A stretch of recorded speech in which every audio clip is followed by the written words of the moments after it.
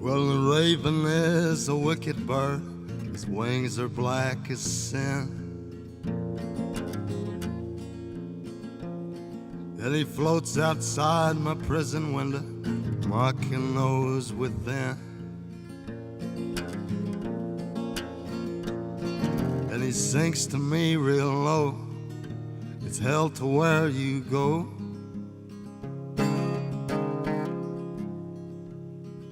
For you didn't murder Cade McCannon.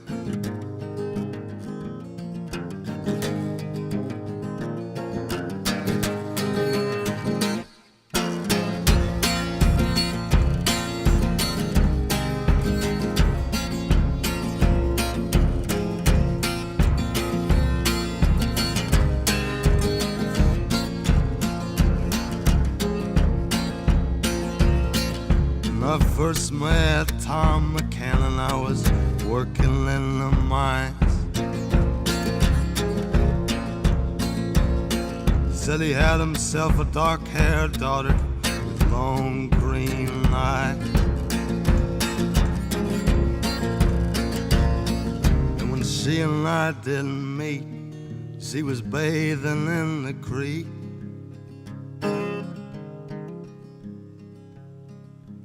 Prettiest girl in the whole damn holler, that ain't no lie.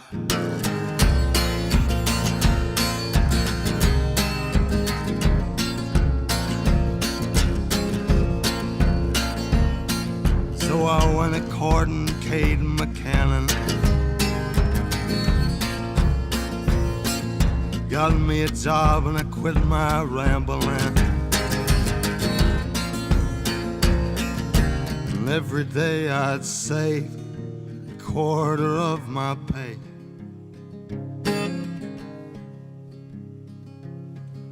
Well, I could buy a diamond ring.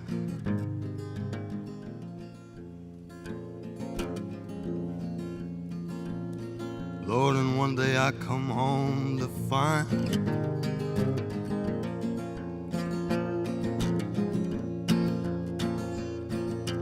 darling angel's not inside. So I made for the creek where she and I didn't meet.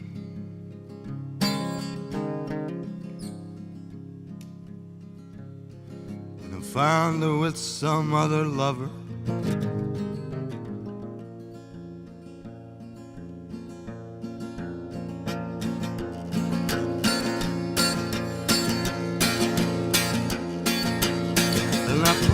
Rounds in the Cade McCannon.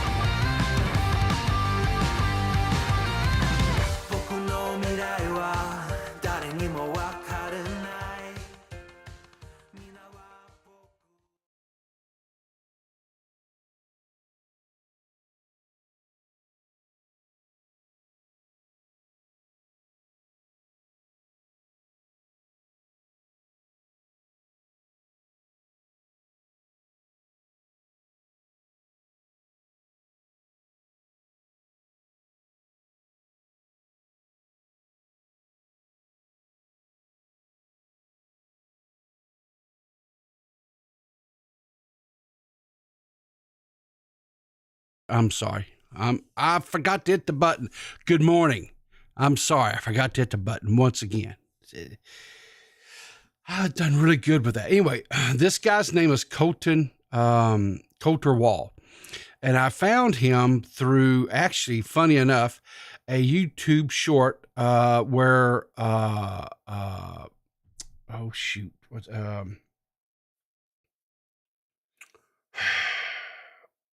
I just said his name. See, that's the problem. Freaking Alzheimer's brain shit. Joe Rogan. Joe Rogan's podcast, there was a little YouTube short or whatever. They were talking about this guy. And I was like, Coulter Wall, who, what? And I went and looked this up. And when you hear his voice, well, I'm glad I make your mornings when I mute myself. But when you hear this man's voice in contrast to what he looks like, because he looks like his voice sounds like some like older gentleman, older guy, right? Maybe he has a little bit of a habit with smoking and maybe a few whiskeys, of an evening, that type of thing. And he's actually quite a young guy. But he has several different songs that he put out. So anyway, check him out. Anyway, his name is Coulter Wall, and this is a song that he called Kate McCannon. But anyway, I'm glad you guys enjoyed that. I saw some comments. It's because I read the comments on my YouTube videos, guys. I read the comments, and stuff. I do interact with you guys in there and stuff. I've seen a comment saying that it seemed kind of weird, some of the music selections, because here I'm this older person, right? I'm not like boomer. I know a lot of people, I'm boomer. So I kind of ran with that a bit. I'm not really necessarily a boomer. I'm actually Gen X. I was right on the cusp of being a boomer, but I missed it by that much. I'm actually Gen X. Of course I'm Southern, as all blessed people are. And there's it seemed like the music I played was kind of out of sync for me, right? That I should play more of a, I guess, country, right? Older stuff. But that's the thing, right? I have a very diverse and eclectic music catalog. I like music from anything from Two Live Crew to Colton Waller to, the Spice Girls. I mean, I listen to it all. I don't necessarily have a, especially first 3 minutes of it was muted. I'm not a boomer. Yeah. Okay. Cardi B. No, I don't really listen to Cardi B though. I don't really listen to Cardi B. Sorry. But anyway, this kind of, so the benefits of drinking coffee, guys. Let's go over these benefits. It wakes you up. True. Gives you some energy. True. You get to use your favorite mug. Also true, right? And by the way, just in case you did not know, right? You can get your own coffee mug at the Peepaw merch store, right? If you do exclamation mark merch in chat, guess what it'll do? It'll bring up the link so you can go and get your own coffee mug. We're going to talk about coffee mugs some more here in a minute, right? It's so yummy. Oh, yes. If it's the right type and brewed right, it is so yummy. Great for procrastinating. I don't really look at that as drinking coffee of a morning as procrastinating. I think it gives you time to plan out your day, kind of see where you want to go with your day. People watching in coffee shops. Well, I don't really do the coffee shop thing. So, makes me happy, 100%. Hand warmer, yes. On those, and the thing of it is even like, here we are in August, right? One of the hotter months of the year. And I live in the South, but even because I have rheumatoid arthritis in my hands get to hurting and aching, and I can get me a cup of hot coffee in my hands, or sometimes it's hot tea. And it really helps my joints and my hands so much. And of course, then there's energy. Since we're talking about coffee mugs right quick, let's just get into this, right? Because there was some very bold claims made by one D-Max Anyway, so one of our fans, mutual fan here, Jardin Asar. I'm gonna am I following her? I think I am. Yes, I am. Good. Um, she tweeted at me and DMAX, and she's got each one of us one of our coffee mugs, right? Exactly. That is you. You're making the Peepaw show this morning. For all that's worth, right? Anyway, she goes, does this make me officially part of the commentary to Orbiters? And where was my response? Because I could swore I said some things. Where's the because I said 100%, but it's not showing up. Where is it at? Yeah, here it is. I said 100%. I don't know why. Anyway, why am I seeing this? No, here we go. Add. You know what you get? Boom. You get to mute. Boom, because I don't see your nonsense. All right. So Max comes in and says, my mug is better, makes everything taste like gold. And of course, Maury, right? The great Maury Povich comes in and says, and the lie detector determined that was a lie. And so Jardin Asor says that she can do a taste test, a scientific experiment. And I said, yes. And Max says, commentary 2 mug looks bigger, right? And I come in here and say, where is it at? No, they're the exact same size. I just don't gouge on people like some people. So here's the deal. So if I come over here and I go to, I don't even know what my own thing is. Here we go. Boom. Let me click on the thing here, do the thing here. Boom. So here's my, where am I at? Where am I at here? We'll go here. That's fine. So here's my merch store. So let's go down here to the coffee mugs. Here we go. Coffee with Peepaw. Boom. $10. Okay. Let's take a look at this little thing here. It's a 11-ounce mug, right? And so it's a little, you know, it's just a, I wished it was bigger. I would love to have a bigger coffee mug, but we can't. So now let's go find D-Max's coffee store. I don't remember what it is off the top of my head. I'm sure, because he is what he is, I'm sure he'll have it linked here in his links or whatever here. Here we go. Yeah. Right here. We'll go right in here to his coffee. Look at this. Oh, let me get off of, for some reason, mine defaults to Canadian. So we'll just go to US dollars, submit. Okay. So let's look. Even he's got 2 different mugs. He's got one that's $50 and then he's got one that's $15. So we'll go with the cheaper of the 2, right?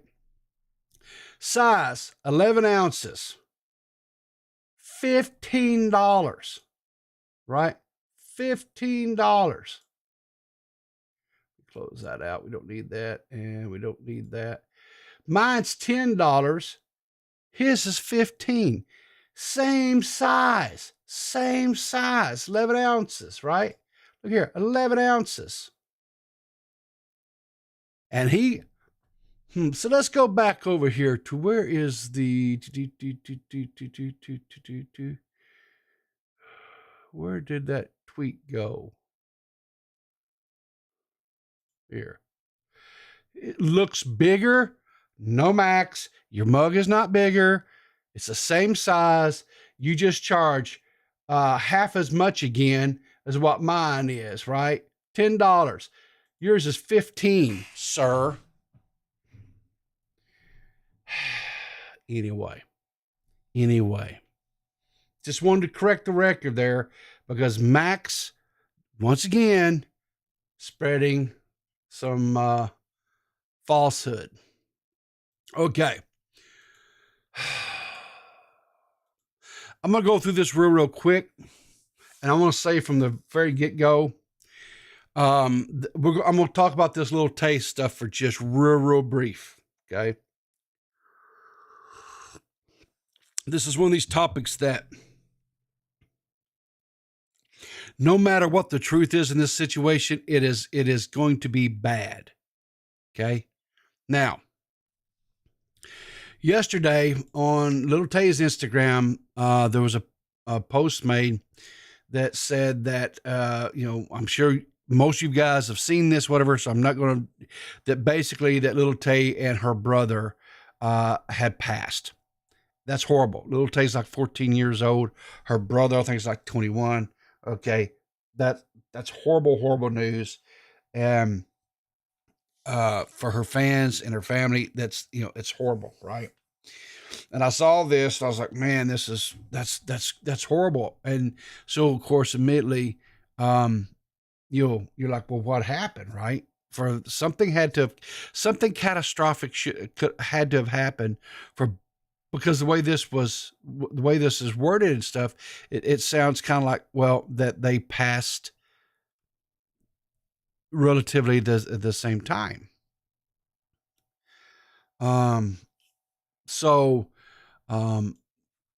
Then this guy here, this was the former manager, of Little Tay, right? And Drama Alert is putting this out. This was a video that he did. I don't know if it's on his YouTube or Instagram or whatever, but he put this out, and listen to what he says in this video. Is Little Tay really passed away? I'm going to share the information I have obtained so far. My name is Harry Sang. I was the last known manager of Little Tay. Also, I have been in some of her videos before. Be careful, terrified. God damn it, what the hell? At approximately 9 a.m. Pacific Standard Time, Little Tay's family had released an official statement announcing her passing, as well as the passing of her brother. Subsequently to this announcement, I have engaged in conversation with individuals who maintain a close connection with the family, and I was told they cannot talk about the event that occurred, nor any current affair. In my pursuit to comprehensive this information, I also engaged my personal psychic, who shared insight from her guardian. All right, I'm gonna stop it there because some of you guys may subscribe to psychic and all that kind of stuff, and if you do, fine, whatever. I don't, so I'm going to just say right there, right? But if you guys are wanting to know what this guy's personal psychic said, you can go to a Drama Alert Twitter account and listen to the rest of the video. So,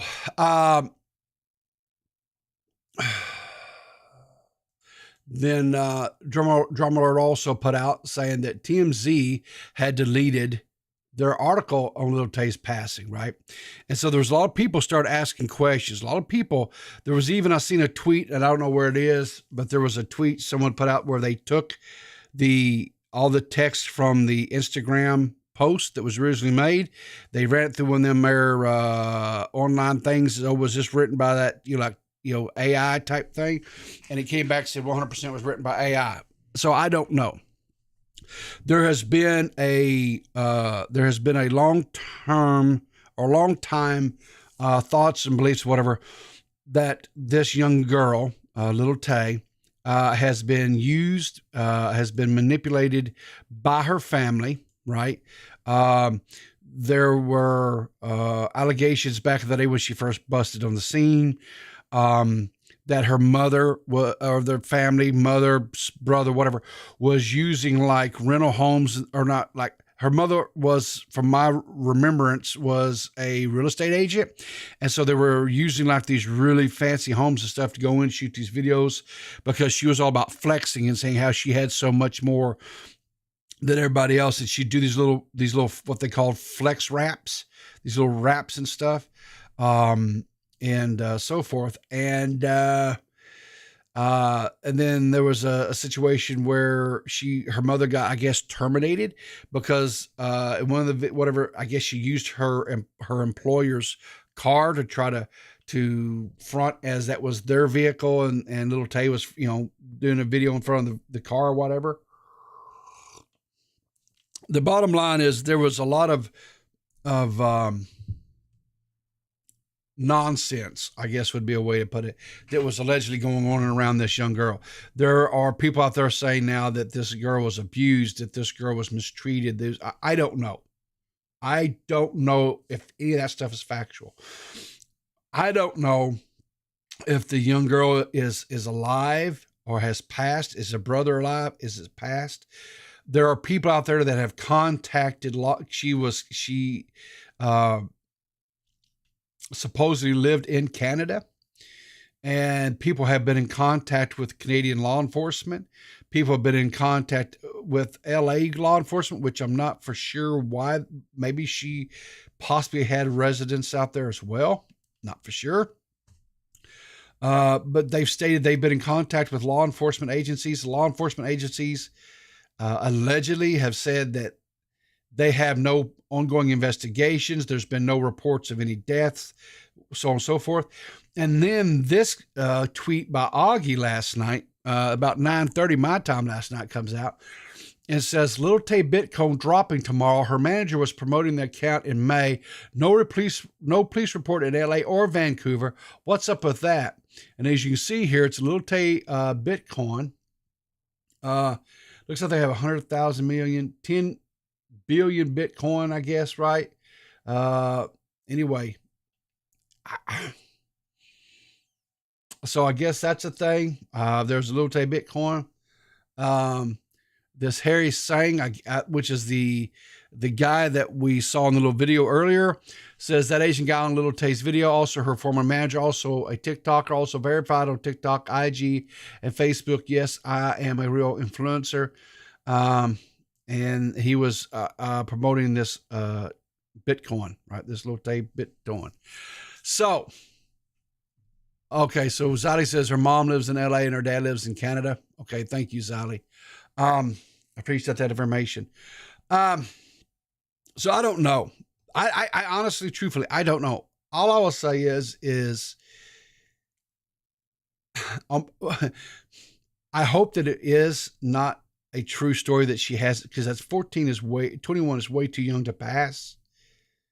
But if this was all some sort of a ploy to try to bolster a Bitcoin, the blowback on this is going to be unfreaking real. I mean, there's no way to put it. It's going to be unfreaking real. So I guess we'll kind of have to wait and kind of see what happens. And I don't know. It's kind of it's just a sad deal, right? I just don't know. So this I saw this next. I'm gonna go to my next segment, and this is really what I wanted to focus on this morning. I want to spend some time on was this video. It's from a TikTok video, and it's I'm gonna say probably 40 to 50 something year old white woman who's in a car, because that's where all the TikTok videos are made, right? In a car. And then the title of this TikTok video is, Where Did the American Dream Go? So it's 1 minute 46 seconds. I'm going to watch. I'm going to do my very best to keep my mouth shut. And I would honestly, guys, listen. If you are in the age demographic of, I'm going to say, early 20s. When I say early 20s, I'm going to say 21, 22, 23, somewhere in there, all the way up to, I'm going to say, your mid 30s. If you're in that demographic, after we watch this video, I would really, really love to have a conversation with you. If you hit the exclamation mark in Discord, it'll give you my Discord link. If you're not in, join my Discord, hop in the waiting room. I want to have a conversation with you about what this woman says. Okay. And if you are, if you're like from a minority, like if you're Black, Latino,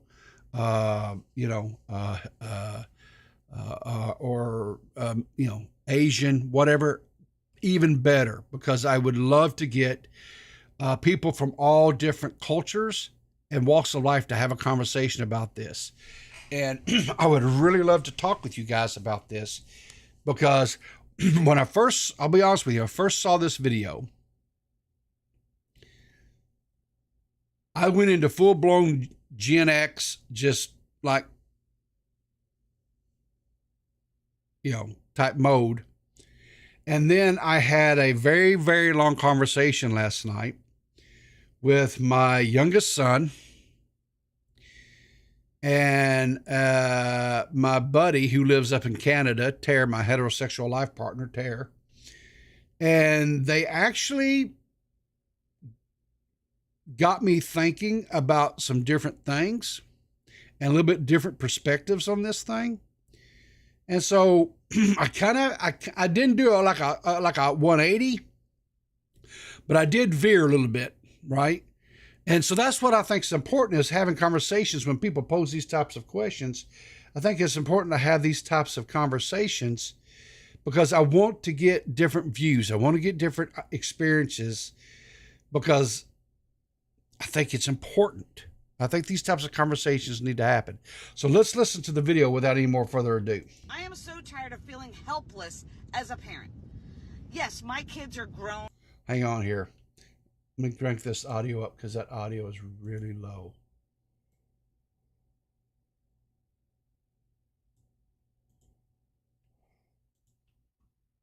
Let's start this again.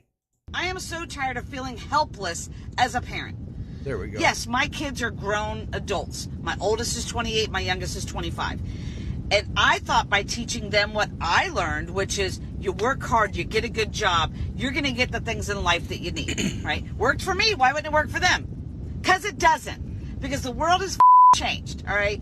And now I feel like I see them struggling. And before my generation comes at me, yes, I understand struggling is a part of life. We all struggled. But there's a difference between struggling and drowning, all right? So we struggled and it was tough. But you know what? We made it. We knew there was a light at the end of the tunnel with our struggle. It seems like kids today, no matter how much they struggle, they just get further and further down the water into the drowning point, all right? When I was their age, I was making less than $10 an hour. And I can afford to live on my own.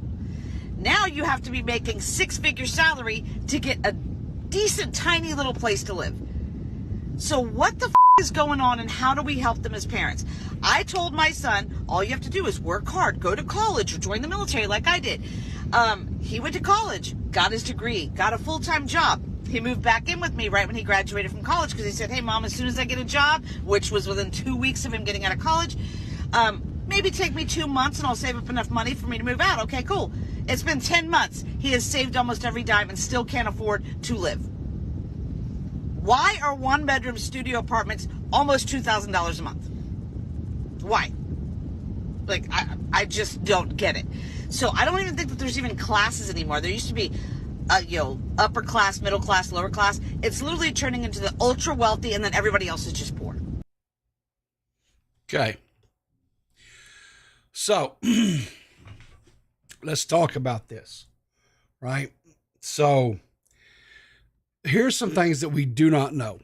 She says that her son went to college, got his degree, moved back home, and within 2 weeks got a job. What we don't know is two things. One, what was the child's degree in? Because that's important. And two, did he get a job in the field that he has his college degree in? Because that's also important. Those are two things we don't know. So my initial response to this was, basically not knowing those two things was, okay, location, right? Location comes into play. Location does come into matter, comes into focus here. So if you live in, and this woman's from Alabama, it says in the Twitter post or whatever. If you're living in Alabama, or I'll say any state where you're in a bigger city, of course the computer or computer, the cost of living is substantially more, without a doubt, right? Your rent is higher. Um, and so then you have to weigh, all right, do I commute, right? Do I move out into a smaller area where the rent is cheaper, right? Possibly even look at having to have a roommate. So I talked to, I haven't, my oldest son just turned 25. My youngest one is going to be turning 24 this next month. Now, my youngest son went to school, right? And he got a college degree. He's got a bachelor's degree in cybersecurity. Okay. He's got a job. He makes really good money. Up until like just basically, in July, when I got my COLA, whatever, he was actually making more money than I am, right? With 30 some odd years of experience in IT underneath my belt, and good for him. Right. So he's doing okay. His rent is like $1,000 a month, but he has like a 4 or 5 bedroom home that he's living in with two, like a 1.5 bath and so forth that he's renting. And he's in there because him and a bunch of his friends got it when they were still in school. They all subsequently either dropped out, moved away, got graduated, got jobs, moved away. And he's like the last one standing. And his job affords him to pay because there's not a lot of rental properties in the area where he lives. And so he's not happy about it, but he's able to whatever. So, when we were having this conversation, we was like, okay, so what is so she brings up a question. Why is a studio apartment $2,000? And I agree. Even if you were in say Montgomery, Alabama, or Mobile, Alabama, or one of these bigger cities in Alabama, why is a little studio apartment $2,000? Why? Why is rental? Why are homes? For example, I bought my place that I have, right, which was it's a 3-bedroom, 2-bath. I guess mobile home, whatever, manufactured home, whatever you want to call it. And I got like 11.5 acres of land that I live on. Well, when I bought this place back in 2005, I think it was, right? I paid like a little bit over $70,000 for this place, right? Well, right now I can sell this if I so chose to, probably north of $150,000 to $160,000, almost $100,000 more than what I paid for it, if I was so inclined to sell, which I am not. So why is this stuff so blinking high? Right? I mean, there's always been a natural progression of why, just your value increases in home and land and so forth. There's a natural progression, but why has it gotten so high? Good morning, Zali. How are you? Good morning. So Hey, now, Paul. yes, ma'am. Now, you notice how she said that she was able to live on her own for what? Sure. How much an hour? $10 an hour. Yeah, I remember those days. I Mhm. remember I had my own 2-bedroom apartment, Yeah. and I was making about 12 an hour. All right. I was an Yeah. assistant manager at a fast food place. Okay. All right. And it was a franchise, so they didn't pay you very well. Yeah. But back then, when you went to the grocery store and spent $50, Bought a you were lot of able to food. fill up your whole basket. Yes, What does ma'am. $50 get you now? Nothing. Literally, maybe 1 or 2, 3 items if you're lucky. Okay, now take that, Mm-hmm. then turn around and look at the housing cost. Look how Yep. much gas is now. Yep. Now, what hasn't changed? Those prices went up, but what hasn't changed? The pay. Well, yes, you're in a lot of situations. The pay. Oh no, it's the Okay. pay has not gone up with the cost of everything. Okay. So here was something that I researched and stuff that I did, right?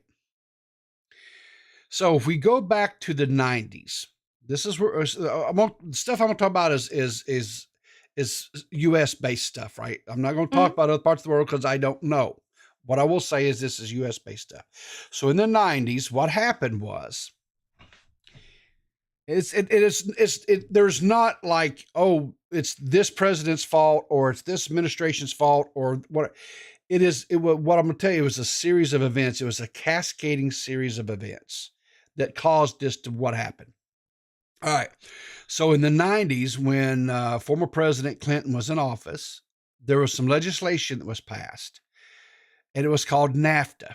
And the whole purpose was initially what the bill of goods that the American and Canadian and Mexican people were sold was this agreement that was being entered into by those three countries was going to better trade between them, right? So, which is supposed to be better for the Canadian people, better for American people, better for the Mexican citizens. What really truly happened is I know here in the States, it allowed corporations to leave the U.S. and they went overseas where they were able to get employees who were working for pennies on the dollar of what American employees were making. So they were able to manufacture things cheaper. And that was the beginning. So all of a sudden, the U.S. went from being a manufacturing nation to a consumer nation. Oh, that is definitely a huge problem. And you know where we saw that at? We know where we saw that biggest problem at? When COVID came around. Yes. So now what happened? What was a byproduct of that? Okay. So all of a sudden we had people that didn't want to go to college, or maybe they didn't want to go to a trade school, or they didn't, maybe they went to the military for a few years or whatever. But the most of them were going out and they got in jobs in factories, what they call blue collar jobs, and they were able to make a decent wage and they were able to provide for their families, right? It was better than fast food, right? Maybe you had some benefits, maybe a little bit of a pension or a retirement plan, some health care, you were okay. Well, all that stuff dried up, right? So then what happened, if you go and you look, check me on this, and if I'm wrong, correct me in the comments. But then what happened is now all of a sudden these people who normally in their 20s, 30s, 40s, and even 50s, who were factory workers, no longer had jobs. They had no other skilled trades or anything like that. It's not like they could go, oh, I'll start doing IT work, or I'll go out here and start doing whatever, right? They were factory workers, right? Which means they were quasi-skilled employees. Now, so what do? They went to work in fast food and stuff. And if you go out and look at studies have shown this, the median age for a fast food worker went from like your teens to like 20s to like 30s and 40s.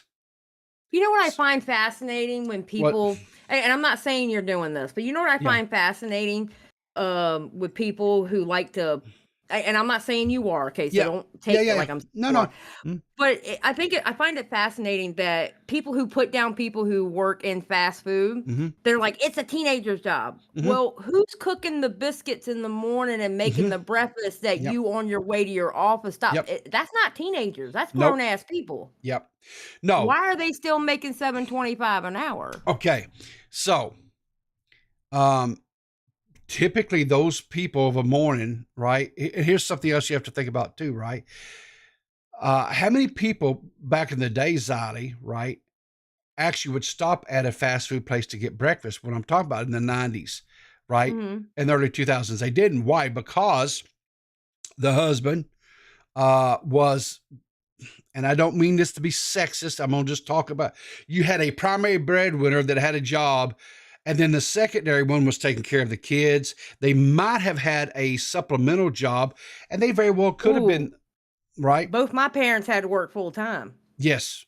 Yeah. But here's the thing, people. Okay. I'm not diminishing. Listen, I'm not diminishing. No, I'm not. I'm telling you right now. In the Yeah. 2020, Yeah. I was a mechanic. I went to a trade school. Yeah. I worked for one of the largest dealerships in the area where we had 60 bays in the shop, and I was making $9 an hour.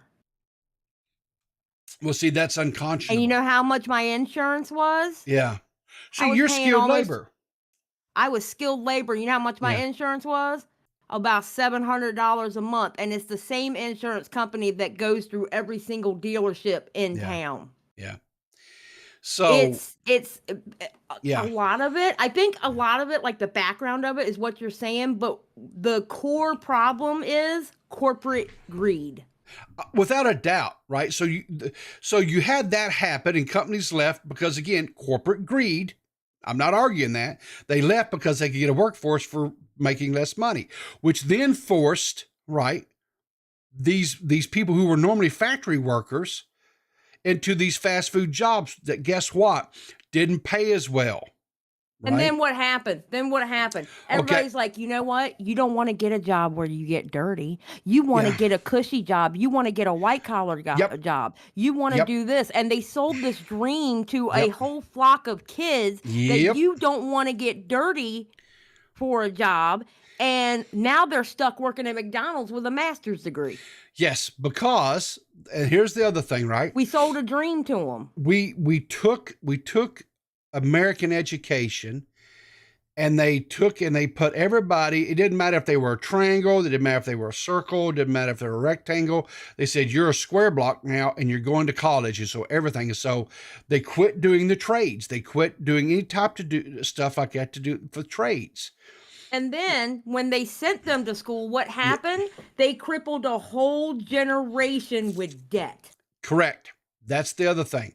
And we had young people who were going to college and were getting degrees in things that, quite honestly, are not very marketable. That was the other thing.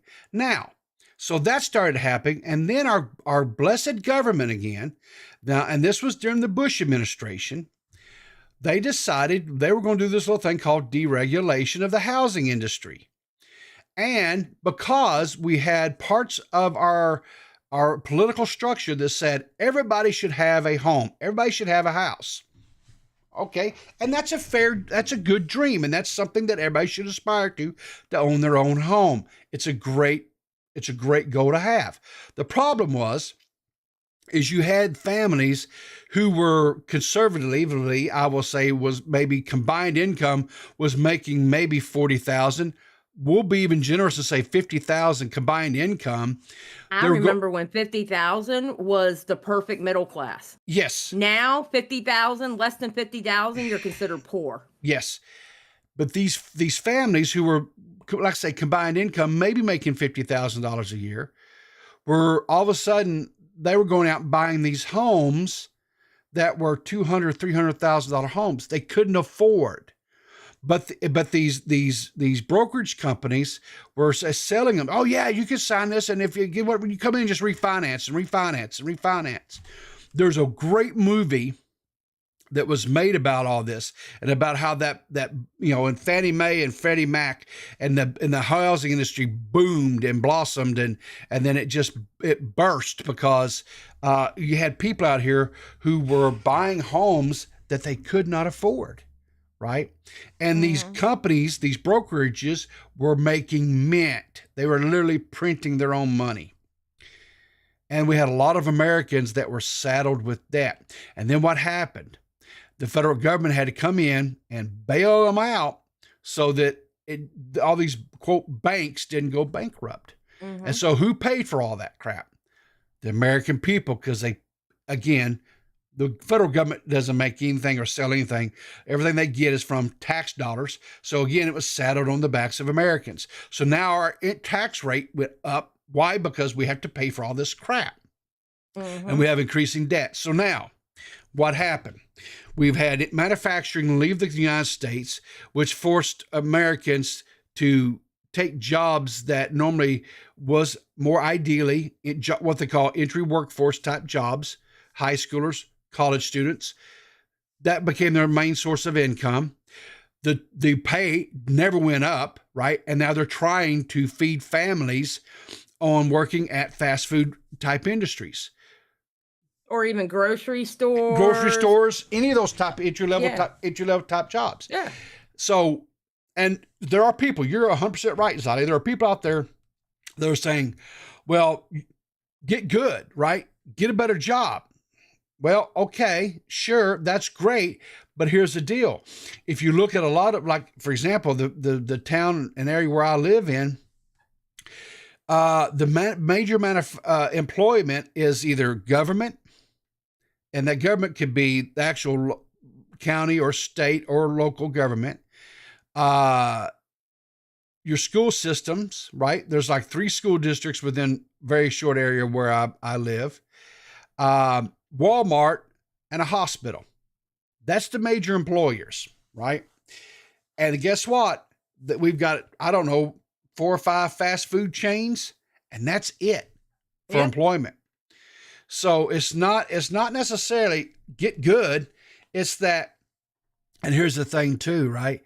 If you don't make a lot of money, how are you supposed to pack up and move to another state or another location within your state to where you potentially can make more money? You don't have the money to move a family. It's a great way to keep people poor, isn't it? It is. So here's the thing about it, and this is what I've been clamoring about for a long time. It's not so much anymore. I don't, and it's not to, don't misconstrue me here. It's not that there is not, still some hurdles that we need to overcome as Americans when it comes to different ethnicities, right? We still have some work there to do, no doubt about it. But our biggest problem in America right now is either you have or you have not, right? Yeah. There is no more middle class. It's either you're wealthy or you're working poor, period. That's the two options. There's a middle class, but what used to be upper middle class is now just the regular middle class. But we used to have 3 middle class. We used to have poor, lower middle class, upper middle class, rich. Now we're at poor, middle class, rich. I would say that it's not even. I don't know if I'd agree there's even a middle class anymore, Zali. I think it's... there's a middle class. My husband's middle class, considered. He's right above that little bit. He's right above it to be middle class. Okay, and with us combined, we're a little bit over middle class. Yeah.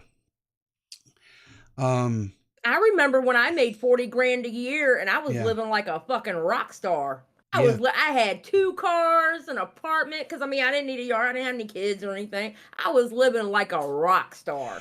I'll tell you, here's the other, there's a third part of this equation, right? So we established that the government made bad decisions, which allowed manufacturing to leave North America, and it took a big, huge workforce away from us and economy. That's I have a question though. What's that got to do with my gallon of milk being $6 now? What does that got to do with my gas being almost $4? But yet they're still paying $7.25 an hour federal minimum wage. Well, what that has to do with, sadly, I know it's inflation. We're a collar guy, but yeah, it is inflation. But the problem is it's gotten down. A lot of it is supply and demand situations, right? Because of the pandemic. No. Before the pandemic, these prices were set. You know what happened?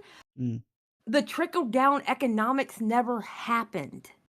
Okay, so while you're sitting there and you're doing food drives for your own fucking employees, the CEOs get to take home bonuses of hundreds of millions of dollars. Yeah.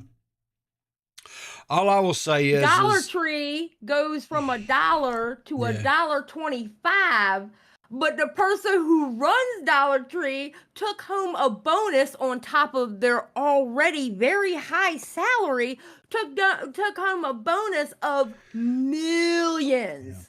But Dollar Tree had to raise the price to $1.25. The economics never trickled down. And when when Reagan came up with that, I honestly believe Reagan thought that people were going to do the right thing and actually do it. I don't think he meant anything bad about it, okay? Because I think he was a good president, all right? Well, but they never trickled down. I think some of the problems are, like, I know here in Arkansas, back before the pandemic, they passed a state law. They stair-stepped it, and now minimum wage here in Arkansas is $11 an hour. Well, in the great Commonwealth of Virginia, we are not that they don't like us. Yeah. And another thing we have working against us here in my state, especially in my area, we have most of the bases on the East Coast of all branches, right? Yep. And I hate to say this, and I know, I mean, because I am a local, but my husband is Marine, you know. Yeah. But a lot of those men and women that are the spouses of someone who is in the Army, Navy, Air Force, Marines, they don't care about making $7.25 an hour. They're just doing it to get out the house. Yeah. And when people are going, yes, I'll do it for $7.25 an hour, it hurts the locals who are trying to feed their family on that $7.25 an hour. Yeah.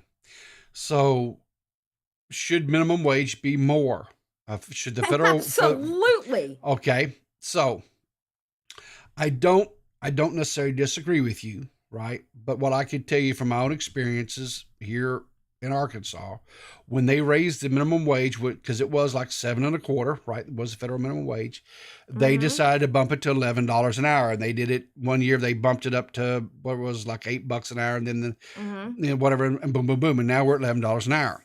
Okay.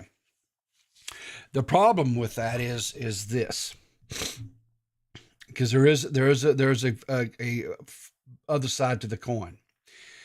So the CEOs don't get those bonuses and it goes down to their employees? Nope, not at all. Okay. So the people who's going to primarily be affected by that, right, is going to be your people who work in the grocery stores, who work in the fast food restaurants, that type of stuff, right? That's typically who do we agree on that? What do you mean it's going to affect? It's going to affect that. I mean, it's going to affect mechanics. It's going to affect actually a lot more people than those people. Not here, not in Virginia, maybe. In Virginia, it absolutely will, because the state minimum wage is still $7.25. Okay, but in Arkansas, I can only speak for Arkansas, right? It primarily was just the entry, what I would term entry level type positions, right? Because, and so here's what happens. So now, when you go to, like, for example, Sonic Burgers, right? The Sonic Burger, the cost to make that burger just went up, right? Because of the workforce cost. Yeah. So now that burger went up, but guess it shouldn't. It shouldn't. But it is, because, again, companies are going to have corporate greed. Listen, here's my point. Here's my point, people. Yeah. The CEOs, when you have people who are starving that are working for you, those CEOs in good conscience shouldn't be taking home millions of dollars of bonuses. They shouldn't get paid millions of dollars. I don't disagree. I do not disagree. They don't trickle down, and that's the whole problem. That's the whole problem. That is the problem. Right. The American dream is to get rich and step on other people. So here's what I'll say. I don't disagree with what you're saying, but I would ask you this. Do we agree that companies are going to make a certain profitability margin? All of them. That they're going to make a certain profitability margin? Yes, and they can make cuts to make those margins too. They could cut the upper cream crops salaries. I don't disagree. They could. Did you ever hear about the study about Walmart? Where if don't they paid know. every Walmart employee $15 an hour, Yeah. they would only have to raise the prices of each product, every single product in there by 1 cent Okay. to keep the same margin. Oh, okay, fine. I'm not going to argue. That is probably right. But what I'm saying is this companies, yeah, companies can be greedy 100%. I'm not arguing that. And that's who's killing us, is them being greedy. Okay, so then what do? Right? Because if you tax them, right, all they're going to do is pass that down to consumers. And then what I'm saying is this, so when they raised the minimum wage here in Arkansas, right, to $11 an hour, and everybody was like, yes, $11, that's great. Now let's get to $15. The problem is that the American people out there who did not get a raise because they were making above that, all of a sudden their buying power diminished greatly. So now all of a sudden they have less buying power, so it means less groceries for the families. So, like, for example, my wife and I, we don't eat out as much anymore because we can't afford it, even just the two of us. It costs too much to eat out. So it costs too much to even feed ourselves, like just buying groceries, but it's still cheaper, than going out to eat. Mm-hmm. The bottom line is they're going to pass that cost on to consumers. I know, and that's what I'm saying. It boils down to corporate greed. It boils down to, and I hate to say this because people get their panties in a bunch when they say this, mm-hmm. but this is the reason why people scream capitalism doesn't work, because of corporate greed. This is why they scream capitalism doesn't work, because of corporate greed. Okay. Because it literally is the greed part that is fucking everybody else up. And if you make somebody dependent on that little bit of money that they're making, and they can't go anywhere else and make more money, well, then you just have a good little worker bee, don't you? Yeah. So I got a couple more callers. Let me pull them in. I'm sorry, I don't know. I can't read your name. But anyway, welcome to the show. That's Miss Paradox. Is that okay? Well, it just has an M out there and I can't. Yeah, I know that damn Discord thing. Yeah. So good morning, Miss Paradox. I'm fine. So what are your thoughts? All right. So Xylee is right on. Reaganomics, the trickle down economics has never worked. Okay. Nope. When I was in my 20s, I had to work 3 jobs, and I lived about 60 miles outside of the city. So I would have to commute and work 3 jobs just to make ends meet. I think what has happened is that was in San Francisco. And what's happened is that now it's really spread to the rest of the United States.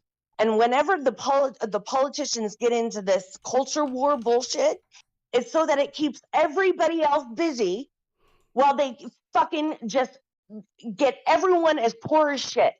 True. Because these corporations are raking it in, and then they're using buyback stock where they just make themselves even more richer. Okay. And then you get tax breaks like the 2017, which added $2 trillion to our goddamn national debt. All right. Now there's a case in front of SCOTUS that they want to make sure that they cannot they cannot install a wealth tax. They want to make sure that all these billionaires never get a wealth tax. And it's so fucking bullshit. I can't even tell you. So I'm going to ask you a question. Can some of the problem, because I don't think I think there's definitely, when you look at this pie, and then there's bigger slices that belong, as far as responsibility to different things, right? I definitely agree that corporations tend to be greedy, and they tend to try to get as much money out of the American people as they can. No argument there. The top 1% own more than the bottom 90% combined. Okay. And then you get that? The top 1% I heard own more and have more than the bottom 90% of the human population. Okay. And then you've got part of I think, and a lot of this comes from the government, right? because they're the ones that sets the regulations and laws and stuff, whatever. They're bought and sold. They're bought and sold. That's it. They're just bought and sold. They just push through laws, all right, and they push through tax breaks that only benefit them. Okay, so and then they keep the rest of us. Then they keep the rest of us screaming about trans rights. They get the rest of us screaming about about unions. They keep us busy. Okay, busy so work. let me ask you a question. But does some of the blame land at the feet in this situation of the American people? Oh, honey, the blame. There's The so much American blame people to go who's getting around. fucked over. There's Well, hang on. There's so much blame. There's absolutely blame to go around. Absolutely 100%. Okay. And unfortunately, the bottom 90%, the problem is that we are just trying to fucking make rent. Okay. And we don't have it in our minds. We are literally boiling to death. We are like frogs that the water has just been turned up and turned up and turned up. Okay. I'm And we never sorry. jump out. I'm not taking blame for my gallon of milk being $6 and Okay. $6 a gallon. So I'm not taking the blame. No. Here's what I'll say. There's like I say, the corporate greed is a thing. The government being bought and paid for, don't disagree there either. But American people, we have to stop and we have to ask ourselves, because we're all guilty, myself included in this. Yeah. And me too.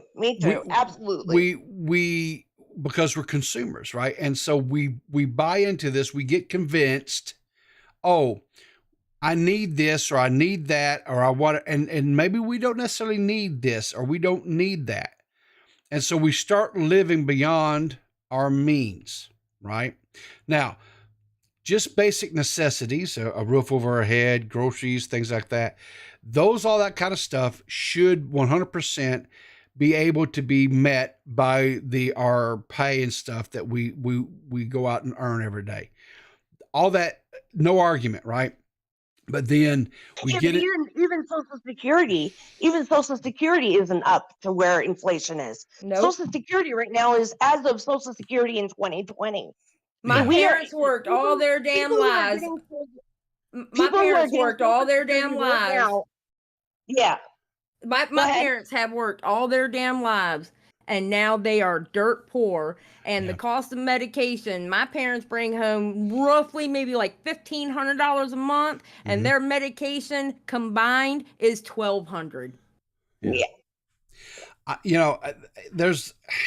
But you're right, Peepaw, you're right. We've let them get away with murder. We have. That's the problem. We let that. That's our fault right there. We let them get away with it. We keep on getting these idiots in office. Okay, we keep on believing that these fucking morons are gonna do what they say. All right? And SCOTUS is bought off and paid for, and that was the number one branch. I thought the judicial could never be touched. And how fucking wrong am I? Every single branch of our government, of the United States government, is fucking corrupt. I fully believe it. I have yet to see a single politician that I would look at and be like, okay, yeah, you're right. I better put my eggs in your basket.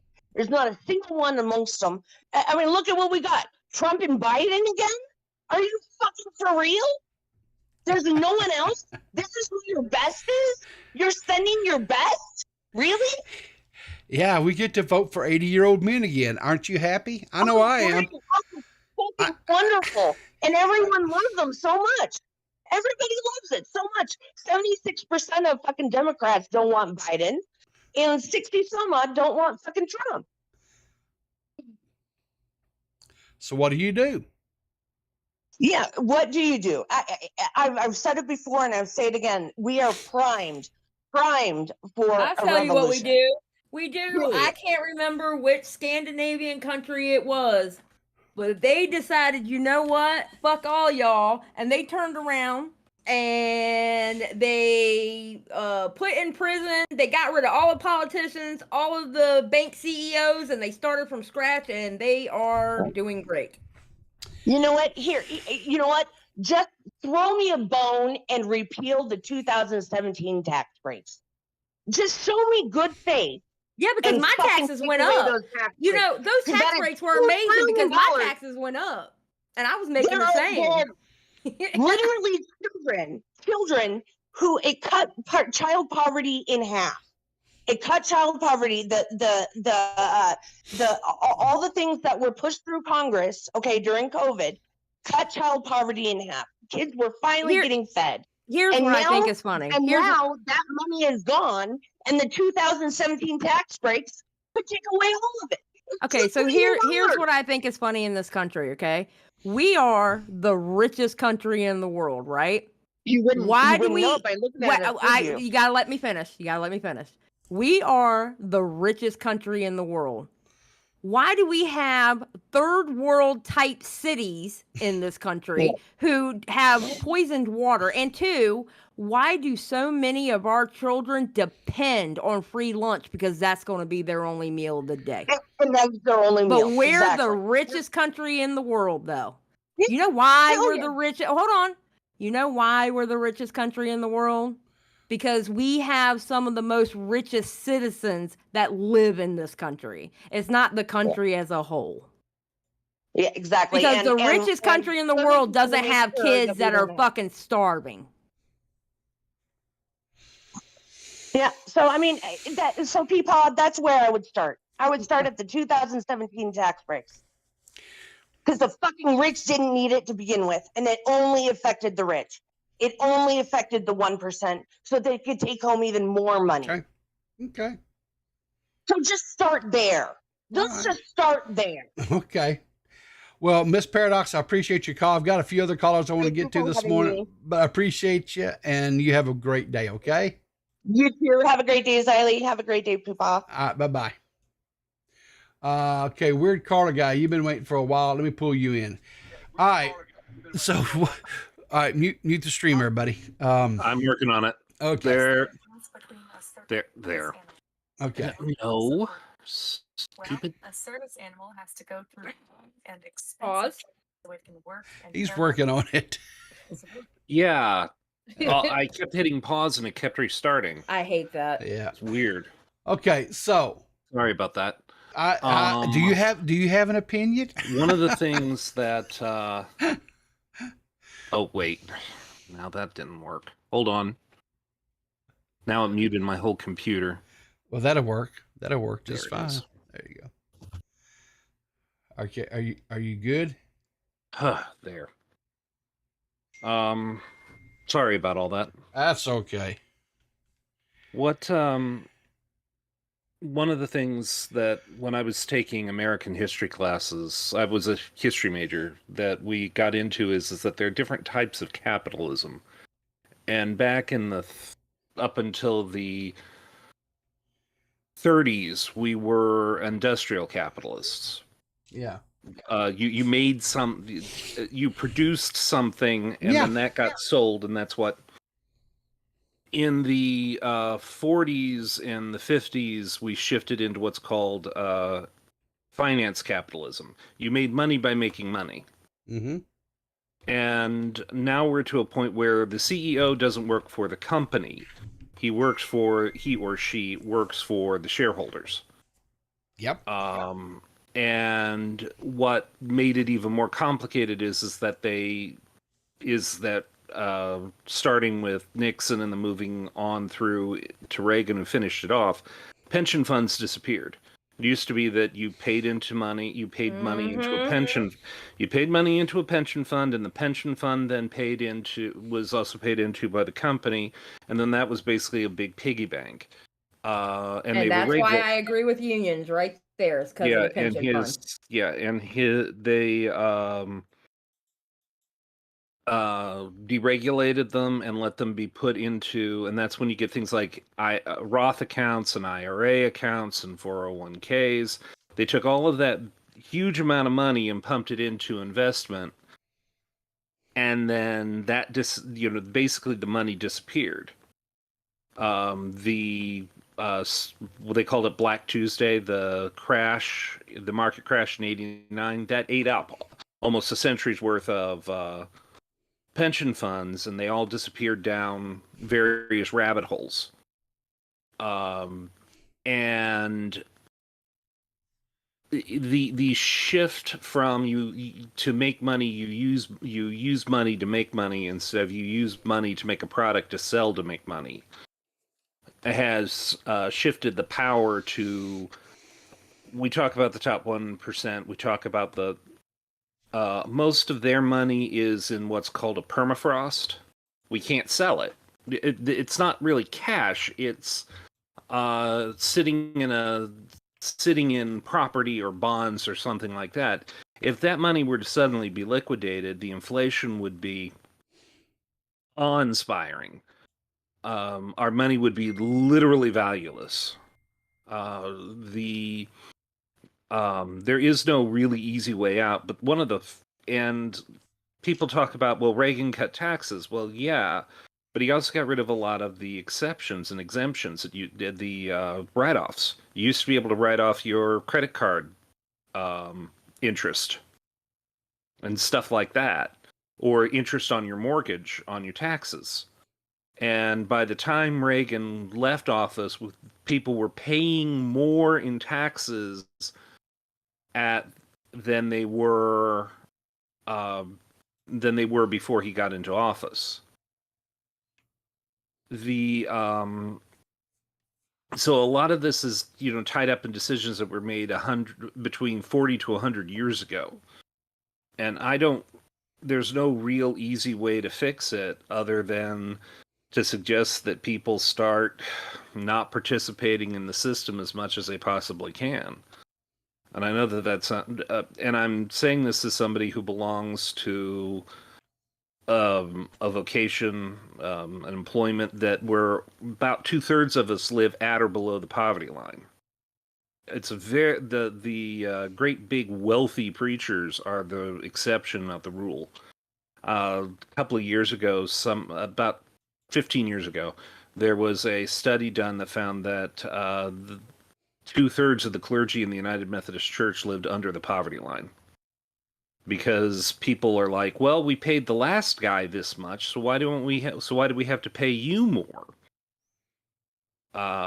There's not been a cost of living adjustment for a lot of professional places where you're expected to have a degree, teachers, clergy, certain types of accountancy, government employees that have really made that much of a difference. So, a quick question. Since you brought up your profession, do you work do you go into an office there at your church and work 8 hours a day or whatever? I work between 6 to 8 hours a day. I get 1 day off a week. I work from my apartment because we don't have a building. Okay. So, and I work, I'm considered self-employed, so under the tax law, so I am higher tax bracket because you're doing 1099s. Yeah. Yeah. Yeah. I don't do, I work a 40 to 50 hour work week and I'm still on food stamps because there's just not enough money to go around. Well, one, I generally work with people who don't have a lot of money. Yeah. So,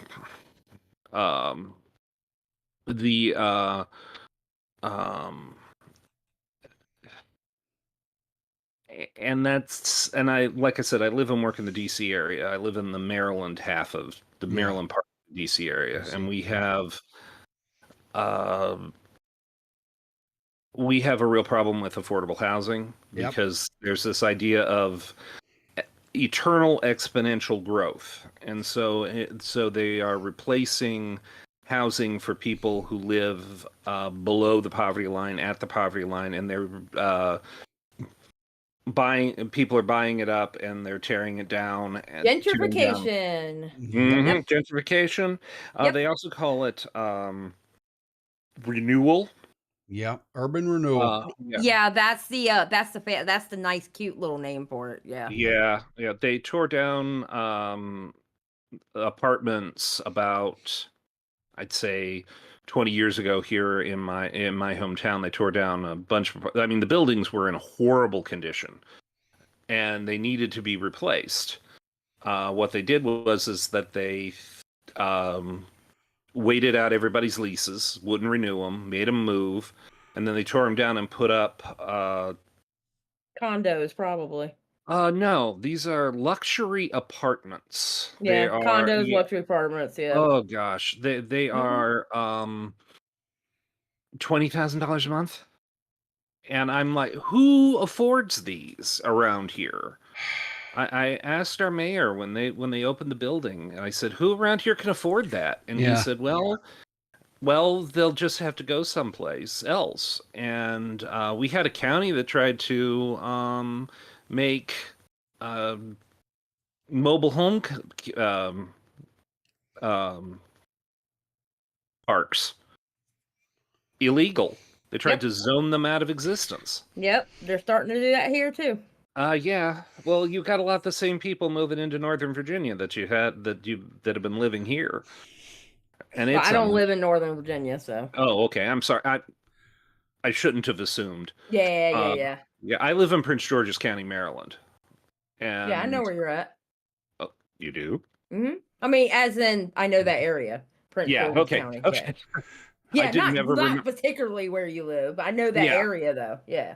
Yeah. And they've just in the I mean, I'm the same age as you, Ziley. I'm 47. I think I'm like 2 months younger than you.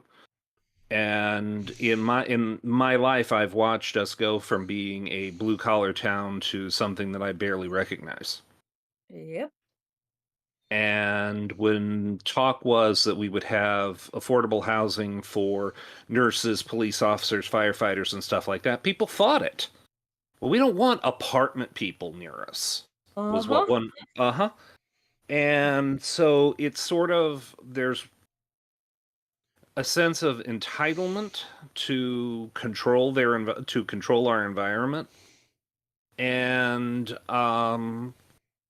also just really a lack of concern. And I was trying to explain to a friend of my dad's that inflation has taken such a turn, and everything got professionalized to a level that stuff costs more than you would imagine. I mean, my grandmother worked for a university. She worked as the secretary to the person in charge going from a community college to a full-fledged graduate degree granting university in Ohio. And the thing that I noticed the most was the number of administrators who couldn't actually tell me what it was they were administrating went up. They went from a president, a dean of faculty, a dean of men, and a dean of women to a university with vice presidents in charge of, I think the weirdest one was the vice president in charge of community development. Well, what community are you developing? Well, he was basically a real estate broker. One of 3 who worked for the university.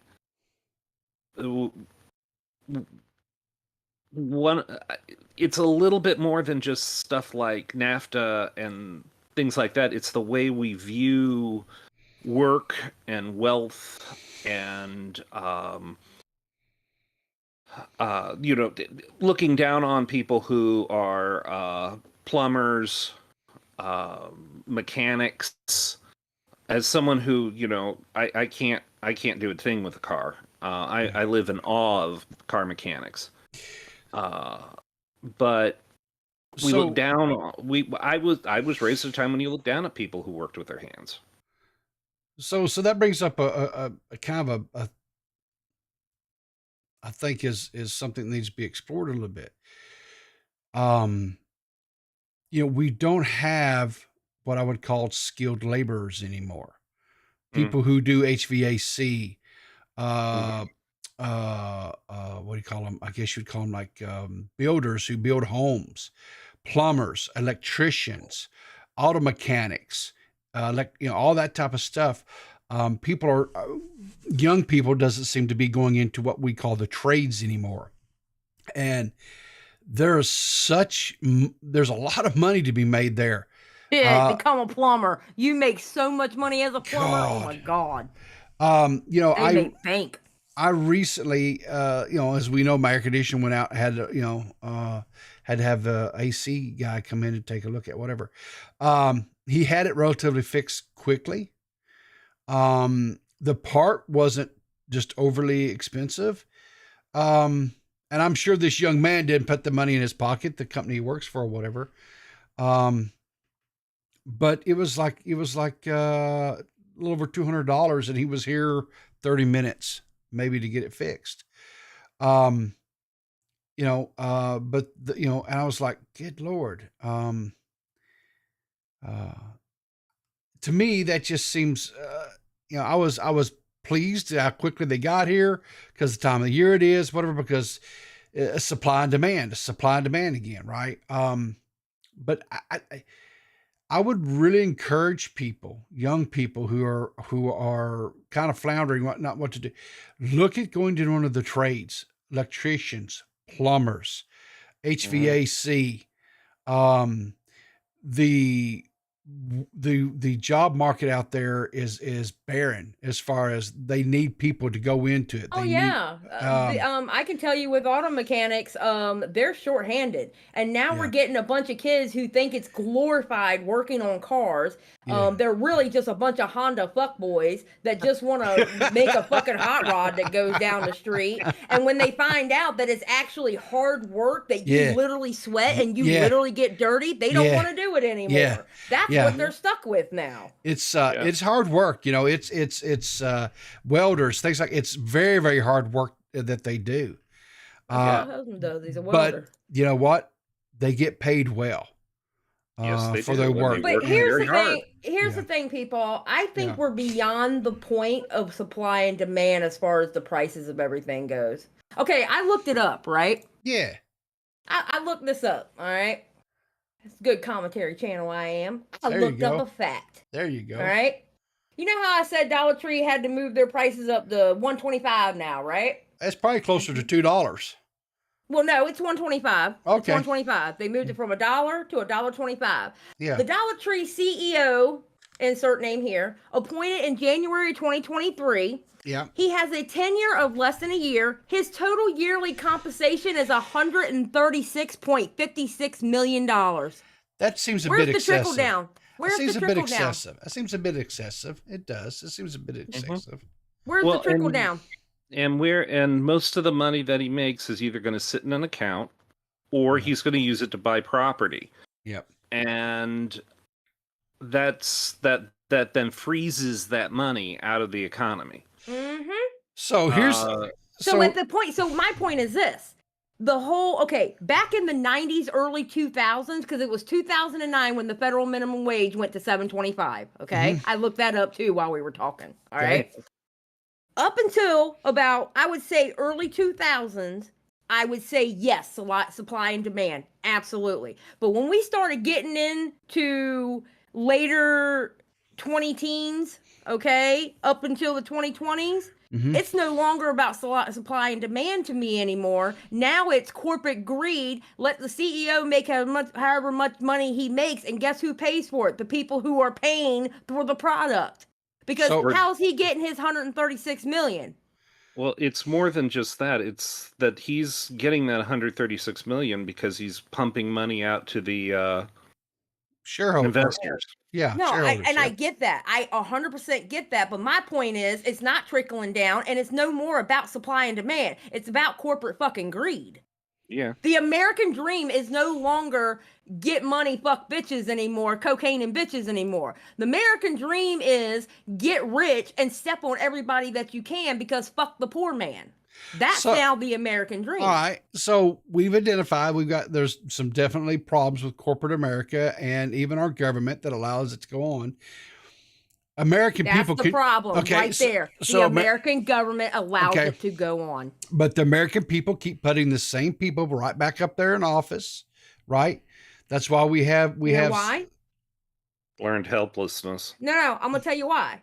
Do you know that we have literally tricked the American people into believing that higher taxes for rich people is bad because it'll make our taxes go up? But no, if you're not making $100K a year, why are you worried about your taxes going up if it's supposed to be for 300,000 and up? But we trick them into thinking, oh, let's not punish the rich people. Let's not punish the people who are bringing home $136 million a year. Let's not punish them. We tricked them. They have literally tricked us into being fucking sheep. And I'm sorry. I say go back to the old days. Eat the rich. Eat the rich. Okay. Eat the rich. All Period. Right. Okay. Well, weird caller guy, I appreciate you calling in. I got another caller I want to try to get to this morning, but thank you as always. You have a great day, my man. You too. All right. Hi, weird caller guy. Bye-bye. Who was it that sang that song? What's that? Eat the rich. I don't know. Bunny Bear, thank you for calling in this morning. And what are your thoughts? Hi, people. I Motorhead. sorry. No, I'm sorry. But I just kind of want to get your opinion on a couple things because apparently my YouTube account is restricted now. My account's restricted? No, mine is. It won't let me chat. Oh, I'm sorry. Wonder why that is. No, you're fine. Huh. But I'm wondering, what's your viewpoint on the government and everything kind of punishing the people that are below the poverty line? Mm-hmm. For instance, I'm 500% below the poverty line right now.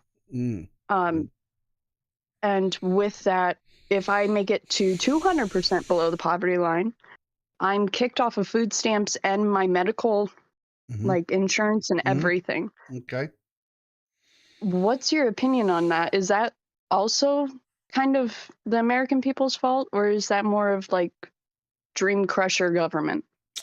Okay, so I have to ask you some questions that are going to kind of be a little bit personal in nature before I answer that question for you. Okay. So are you in any way physically disabled to where you're not able to work? Yes, I'm physically and mentally disabled. Ooh, autism and bone disease. Okay. So, in your situation, right? If you have got, physical disabilities to where you cannot work, right? You're unemployable.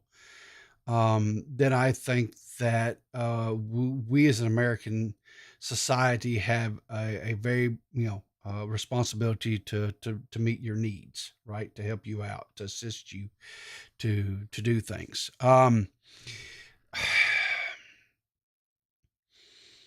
The problem, as I see it, is kind of it's kind of expands on what Zali said. We, the American people, have been duped into believing that we need these rich people. We do, in a sense, that we need them to be out and create industry to create business, whatever, for people to go and work and make a living at. That does need to occur. We need to allow them to go out and start businesses and put things forth. That does need to occur. But the biggest problem, I feel like, is the American people look way too much to our federal government, state government, local government to take care of us. What we have to understand and realize is we don't need them. Okay. We do not. They need us. Okay. They're supposed to be working for us. They're supposed to be working for our best interests. And the problem is, as long as they are allowed to live up there and suckle at the teat of the American people and just grow fat, which is what they do when they get up there. Right. they forget about us. They don't even consider us until it comes election time, and then they come in and start making promises and all these things, and the American people continue to put them back up in there because they come in with these buzzwords to get us fired up and to polarize us, right?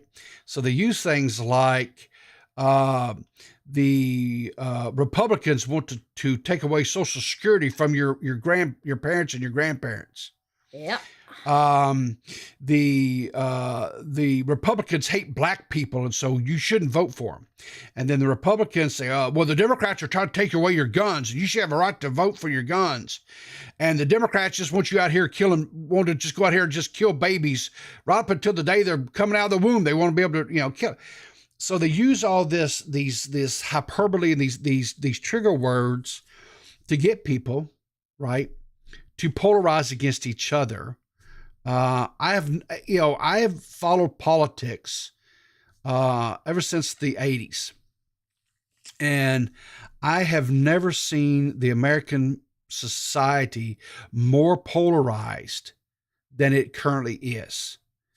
And the reason why they do that is they think if they can keep us hating our neighbors down the road because, by God, they got a Trump 2024 flag hanging in their yard, or they have a bumper sticker that says Biden 2024 on their car or whatever.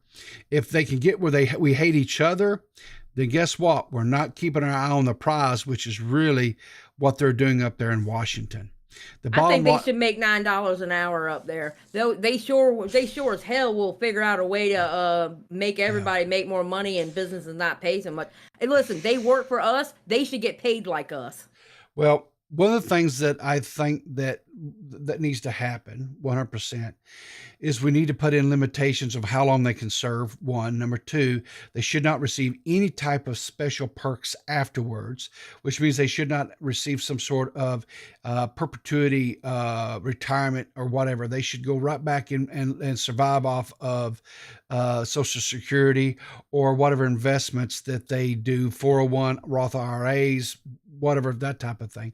They should not always continuously be at the cost of American people.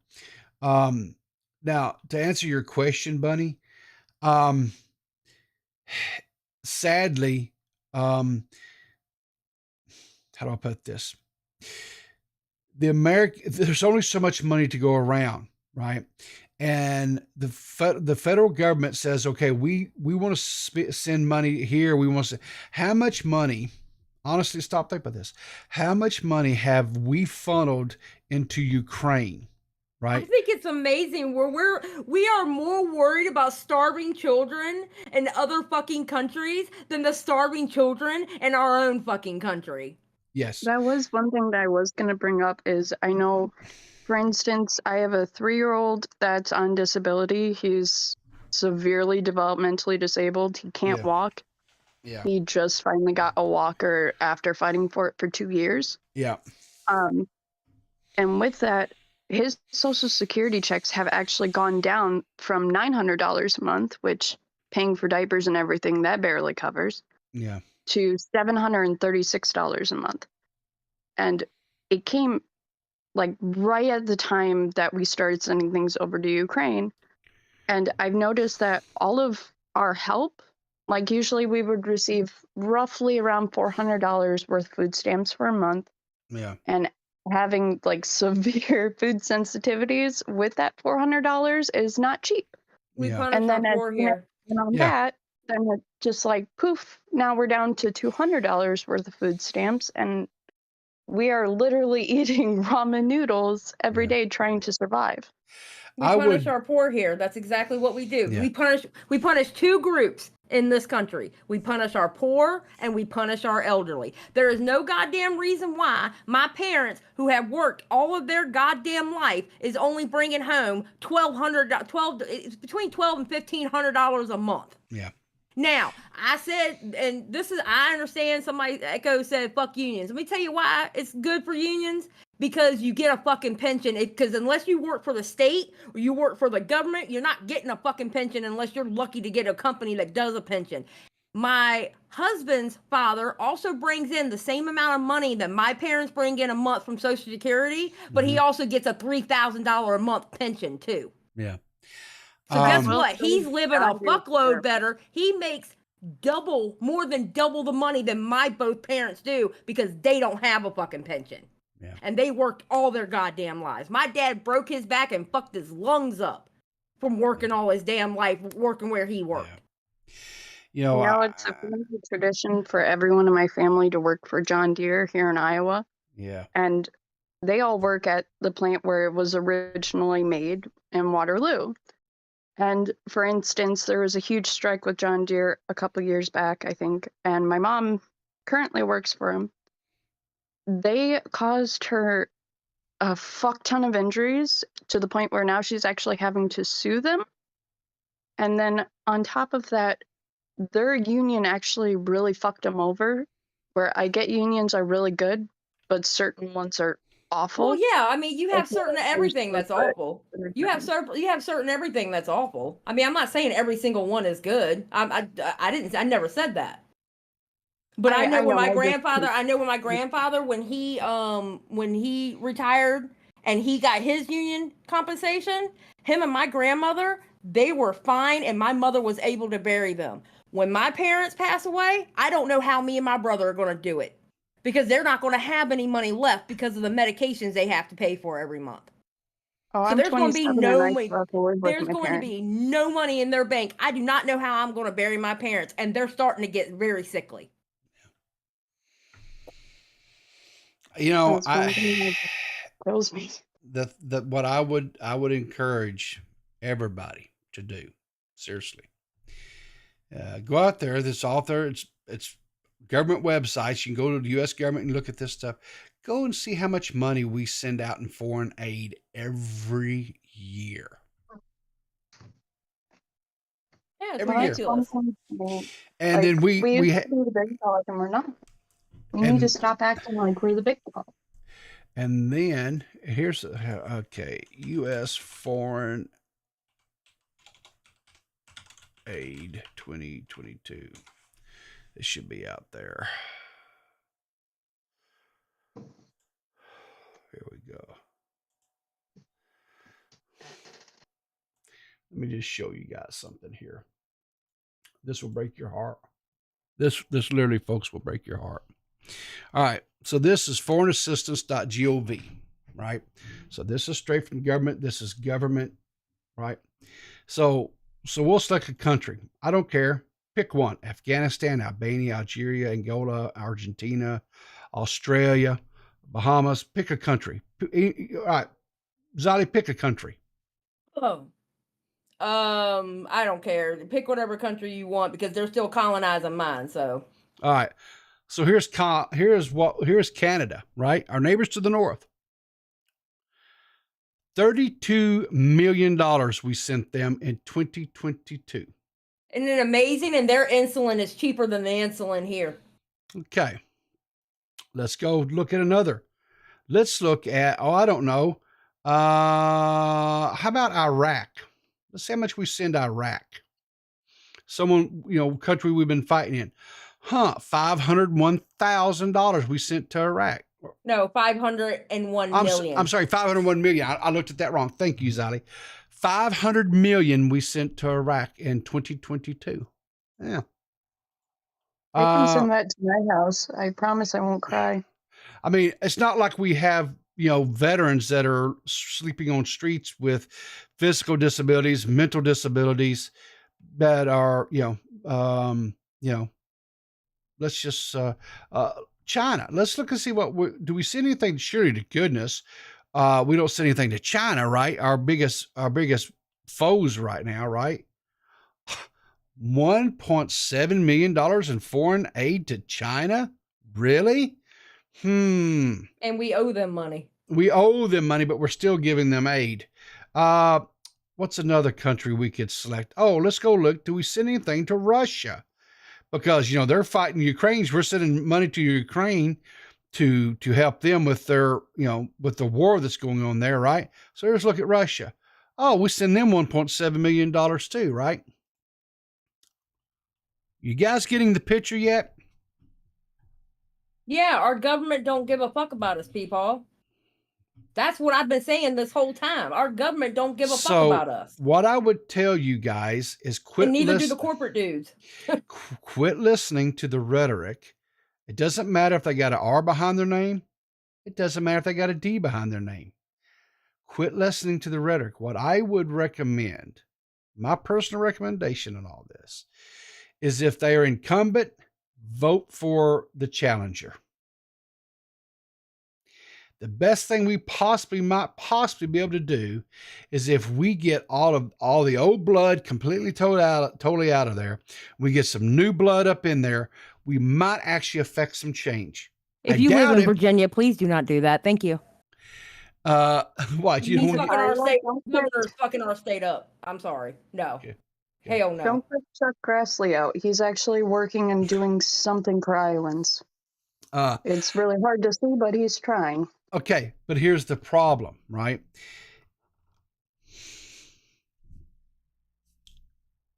Yeah, I'll just keep my opinions to myself then. But I just they need an age limit. So they need all that, but they don't care. They're not going to do it. They're making too much money up there. I agree with you for the most part, people. Like, I do think that there's a lot of people in there that are kind of cemented in just because they've been in there for so long, and people assume they must be doing something good because they've been in office for so long, when really it's just kind of like a tradition. But I do think that there's some senators that have been in there for goddamn ever that are actually doing a good job. Yes, Mitch, you guys are not receiving anything. You haven't received anything 2022. You didn't receive anything 2021. Really? You did receive a little bit in 2020. You got 139,000 in 2020. You got a little bit. The most we ever sent you looks like it was in 2012, which was $965,000. What year was the big fires that they had? I think it was around 2020. Let's see here. Was that 2020? Because that would make sense, actually. Because I think that's when I started really like binge watching the Irwins to see what the hell's going on with the zoo. It was in 2020. So in 2020, we sent you guys $139,000 in aid, and that was when the fires were. It was in 2020. So. Yeah, so that makes sense. That makes sense. Yeah. So Australia is I would say probably one of maybe a few countries that America is not sending copious amounts of money to in foreign aid. So I don't know. Maybe we quit sending out so much money to all these countries and keep some of it internally. I don't know. Reduced our tax burden. Go to help people like Bunny, who's struggling just to make ends meet and take care of her kid. I mean, I think what the problem is, people, is there is a lack of caring. They do not care for people like Bunny. They do not care for elderly people in this country. They do not care. And until they actually start caring, nothing's going to be done. They don't care. Because they're not going to care to put laws intact to fix the problem. They don't care.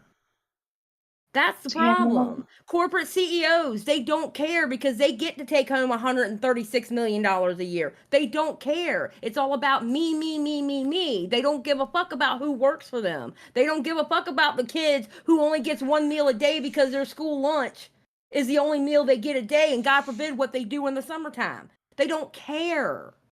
Yeah. I know I've been fighting for disability for 25 years now, and they continuously keep denying me, even though I have 25 years worth of medical records saying that if I work, I will become paralyzed within a couple months. Where, like, I see people with glaucoma that get it within 3 days. And that's one thing where it's kind of like, it's a two-sided sword on it, where I think people that sincerely need the disability, that are genuinely really, really struggling and need it, just to even be able to put food on the table for like a night. They're not getting it, where people that have, yes, serious illnesses are getting it a hell of a lot easier and quicker and having a bigger payout with it, if that makes sense. Like, I feel like the most disabled of us are getting the most severely punished.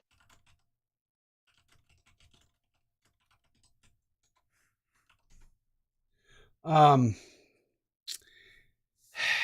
don't know. It's There's no empathy anymore. no, because like I said, they would rather keep us fighting, right? But I guarantee you, Bunny, when it comes election time, you're going to have your local politicians, your state politicians, even your federal politicians. They're going to tell you how much they care about you and everything things that they're going to do to make your lives better. Then they never do, right? That's where hyperfixation on background checks works out. So anyway, That is one thing I want to quick get your opinion on, Peepaw. yeah. So with a lot of these massive companies, like for instance, John Deere, they're planning on closing down most of their Iowa plants right now Yep. and moving them all to Mexico in between cartel territory. Sure. What do you think that everyone should kind of do about that? Is that okay? Is that like something that people should be like, okay, fuck the company, like you're bastards, you're putting millions of people out of work? Or is it kind of like a, okay, I see it's better business So move? here's, I know what I'm probably fixing to say is going to be polarizing to people.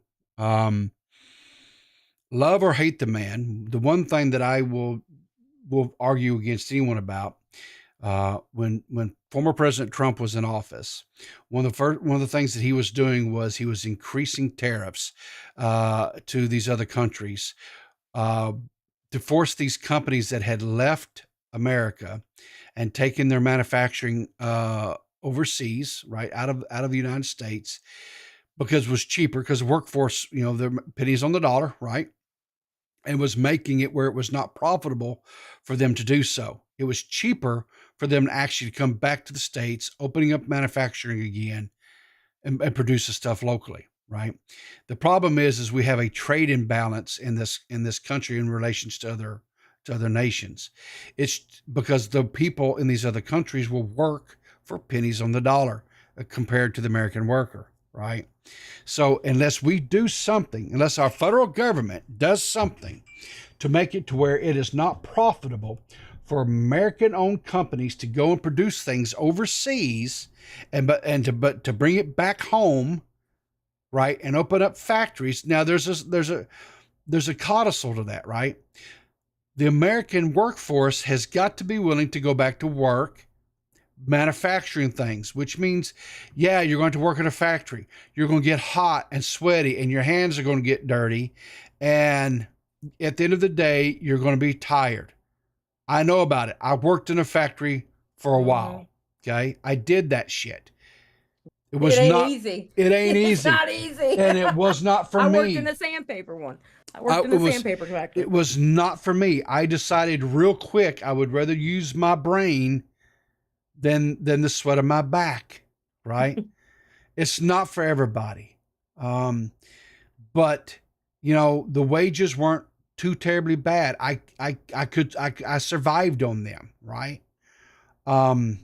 So that's what the federal government has to do, Bunny, is they have to make it to where companies like John Deere or anyone else cannot move them out to another country because it's not profitable for them to do so, period.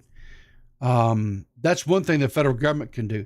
The second thing, as far as Americans can do, and I understand this is a little bit more difficult for some people, right, is quite simply you control where you spend your money, right? So maybe you support local businesses versus your big box retailers. Right? Amen, people. Amen, people. During the summer, especially, right? Go to your farmer's market, buy your produce there, learn to can, learn to preserve that stuff, right? And dare I say, maybe go out and hunt and kill some deer and, put it in your freezer. Squirrels, rabbits. I know it's a horrible thing. Rabbit's great. Rabbit's so good. Ooh, some rabbits, biscuits, and gravy. Oh my God! In the morning. Or just raise rabbits, whatever. Right? There's lots of ways. Chickens, and I understand some of you guys may be in the city, and so that may not be a feasible thing for you to do. But you can't tell me they don't have farmers markets that you can go and you can still can, and even in a city, you can can stuff and put up in your cabinets. Hey, Paul, did I tell you I almost became a chicken egg dealer? I was going to deal chicken eggs like drugs when them chicken eggs went up. Oh my God. Yes. Those things. I was going to become a chicken egg dealer. The lady next to me, she has like 4 or 5 chickens. And I was like, look, we can make some money. Yeah. Okay. Yeah. And we were about some chicken eggs. I'm just saying there's something to be said about returning to the old ways, as they say, right? And doing some things. There are some things that you can do, to help yourself, if you will. But, it's, the bottom line is you got to remember it's your dollar, right? And you can control to some degree where that money goes, right? So there are some things you can do. 100%. There are some things that we can do as Americans to say, you know what, Walmart, take that up the ass because I'm not paying your prices anymore.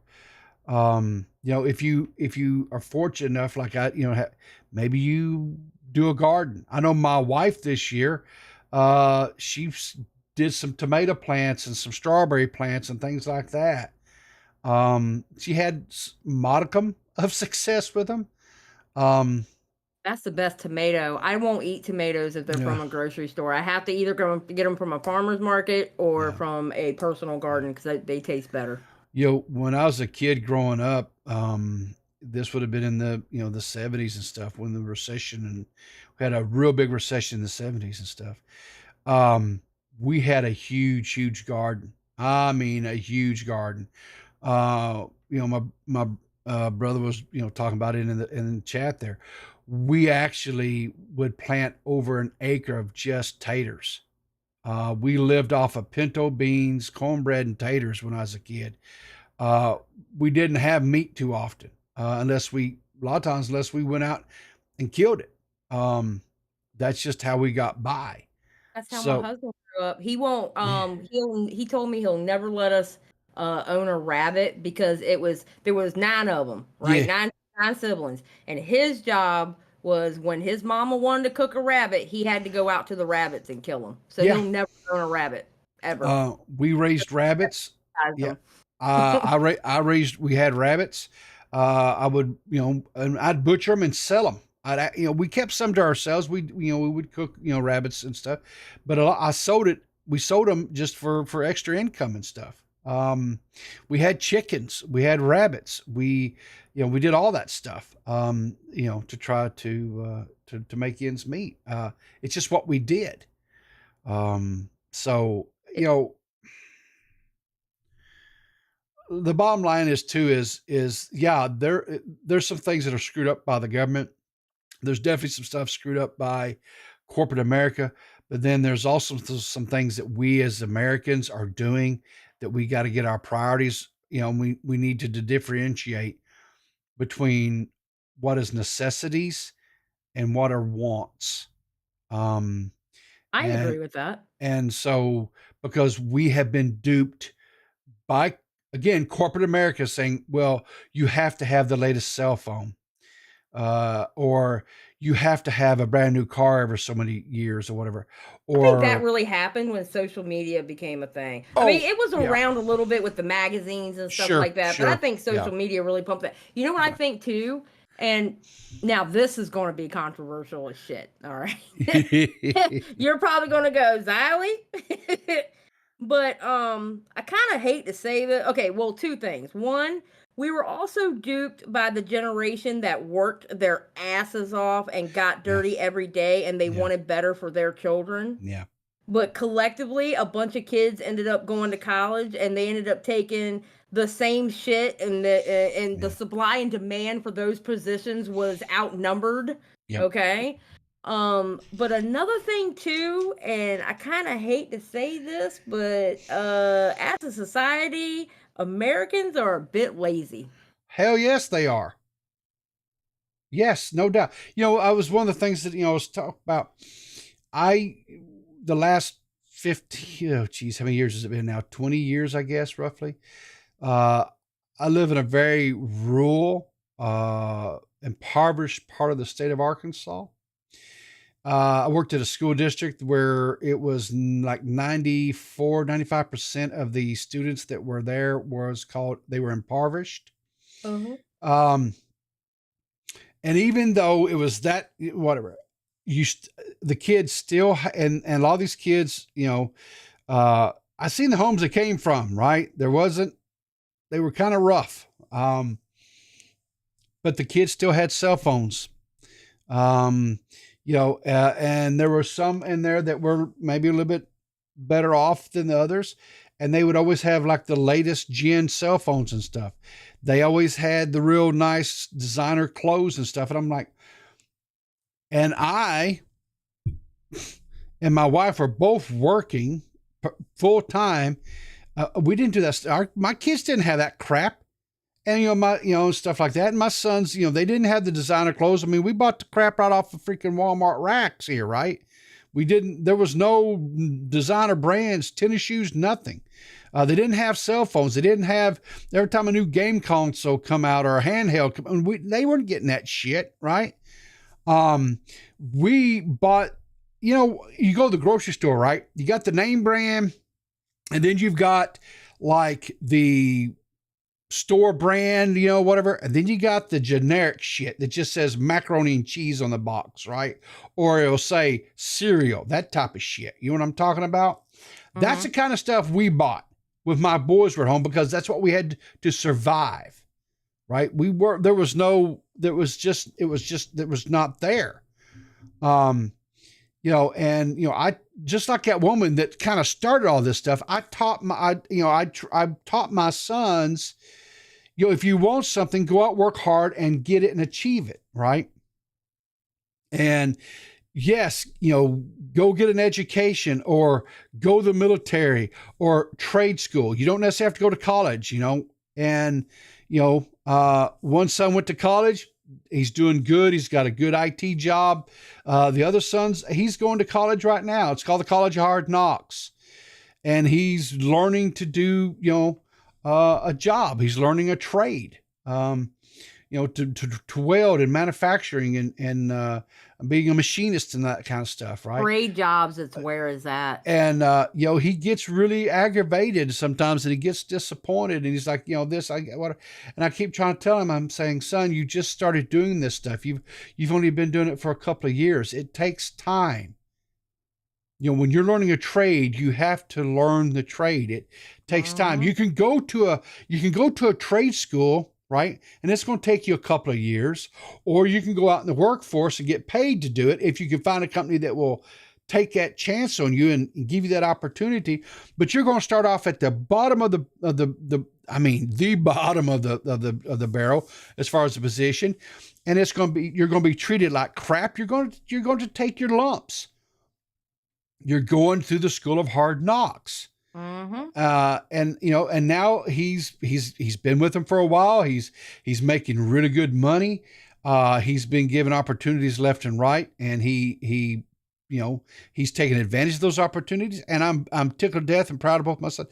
So the bottom line is this. Now he lives with roommates. He hates it. One of his roommates is pretty cool. The other one is just a constant pain and thorn in his side. And I'm like, well, sometimes that's what you got to do, to just be able to do and make and survive. But eventually you're going to get to where you won't have to have those roommates. You won't have to make those sacrifices. You'll be able to get your own place, and you'll, whatever, and you will appreciate it. And, and he's not able to go out and buy everything that he wants or whatever. He has to, budget himself. And the same thing with my other son. Even though he's got a real good job, he budgets himself. I still think the American dream is obtainable. right? It is. It's hard. It's harder than probably what it was when I was their age and was trying to achieve the American dream. It is definitely harder for this current generation. Because initially I thought they're just a bunch of candy asses and they just don't want to work. And there are a few out there that are candy asses and they definitely don't want to put in the effort that it takes to survive. I think college is fine, but I hate to say this, especially with, I mean, it's so predatory with the financial loans and stuff like that. I mean, what you get out of college with those financial loans, what you get out of it, it's a scam. Yeah. I honestly believe, I'm not saying all college courses are bad or all college degrees are bad. I'm not saying that, but overall, like most of it, it's a scam. You got these kids that come out of college, they're signing loans that they should not be signing at 18 years of age. It's a scam, and they spend the rest of their life, and they have to live with their parents for the next 20 years because the job they wanted to get, they couldn't get with their degree, that they're supposed to be able to get with their degree, and they got to work somewhere else for less, and they're stuck at home because they have to make that payment. Yeah. What I would, I don't know that, like I said, there's It's a vicious cycle. A vicious cycle. I'm not going to sit there and say college is necessarily a bad thing. It's not necessarily a bad thing. But what I'm going to say is this, unless you're going into a professional endeavor, like you want to be a lawyer or you want to be a doctor. Yeah, I agree. Or something in the medical field, right? Period. You want to be an educator. Understand something. If you're going to college to become an educator, you better be going because you are called to be an educator, because you're not going to get paid shit and you're going to be treated like shit for the next 30 or 40 years that you're an educator, whatever that is. True. Right? So you better be going in there because it's a calling and it's because you want to invest in the future of this country, in the minds that you're going to mold. And don't do it because, I get my summers off. Okay. Because if that's the reason why you're going into it, you're going to hate life. I almost became a history teacher. I could see you up there cussing those little shits out. I wanted to teach world history in high school. Well, I'm better with older teenagers than I am younger ones. Yeah. Yeah. I wanted to be a high school history teacher. I worked in public school for like 12 plus, about 15 years, I think it was. Right. I'll just say this. I mean, I loved it. I loved my time there. I didn't get paid jack squat. I loved the people that I worked with. And there was a thing, there were people who were there that were teaching because they loved what they did. And they loved changing and impacting young people. Yeah. And those were people I loved to be around. And then there were people that were there because it was just a career they chose to do. Well, I'm glad I didn't do it because my ass would be in prison right now with these little ruffians running around. I'd whoop somebody's ass. Exactly right. There's one thing that kind of kills me. Mm-hmm. Like, people, your generation was the good teachers. You actually gave a shit about the kids. And you were always open to new learning opportunities. You guys recognize that, yes, I may know a lot, but I don't know everything. And it seems like the modern day teachers that are just now coming out of college, and doctors for that matter, are in the mindset of, I am God, I know it all. You cannot say anything, you cannot question anything I say. I'm God, I know it. You know what the difference is between the teachers that me and Peepaw had and the teachers now?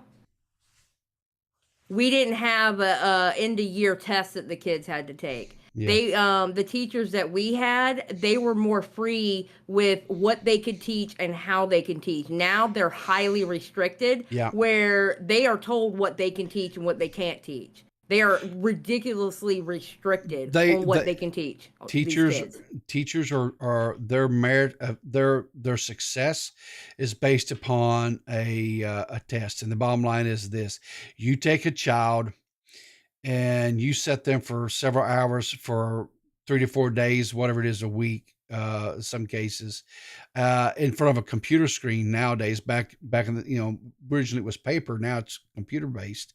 Yep. Do you think those kids give two shits about that? No.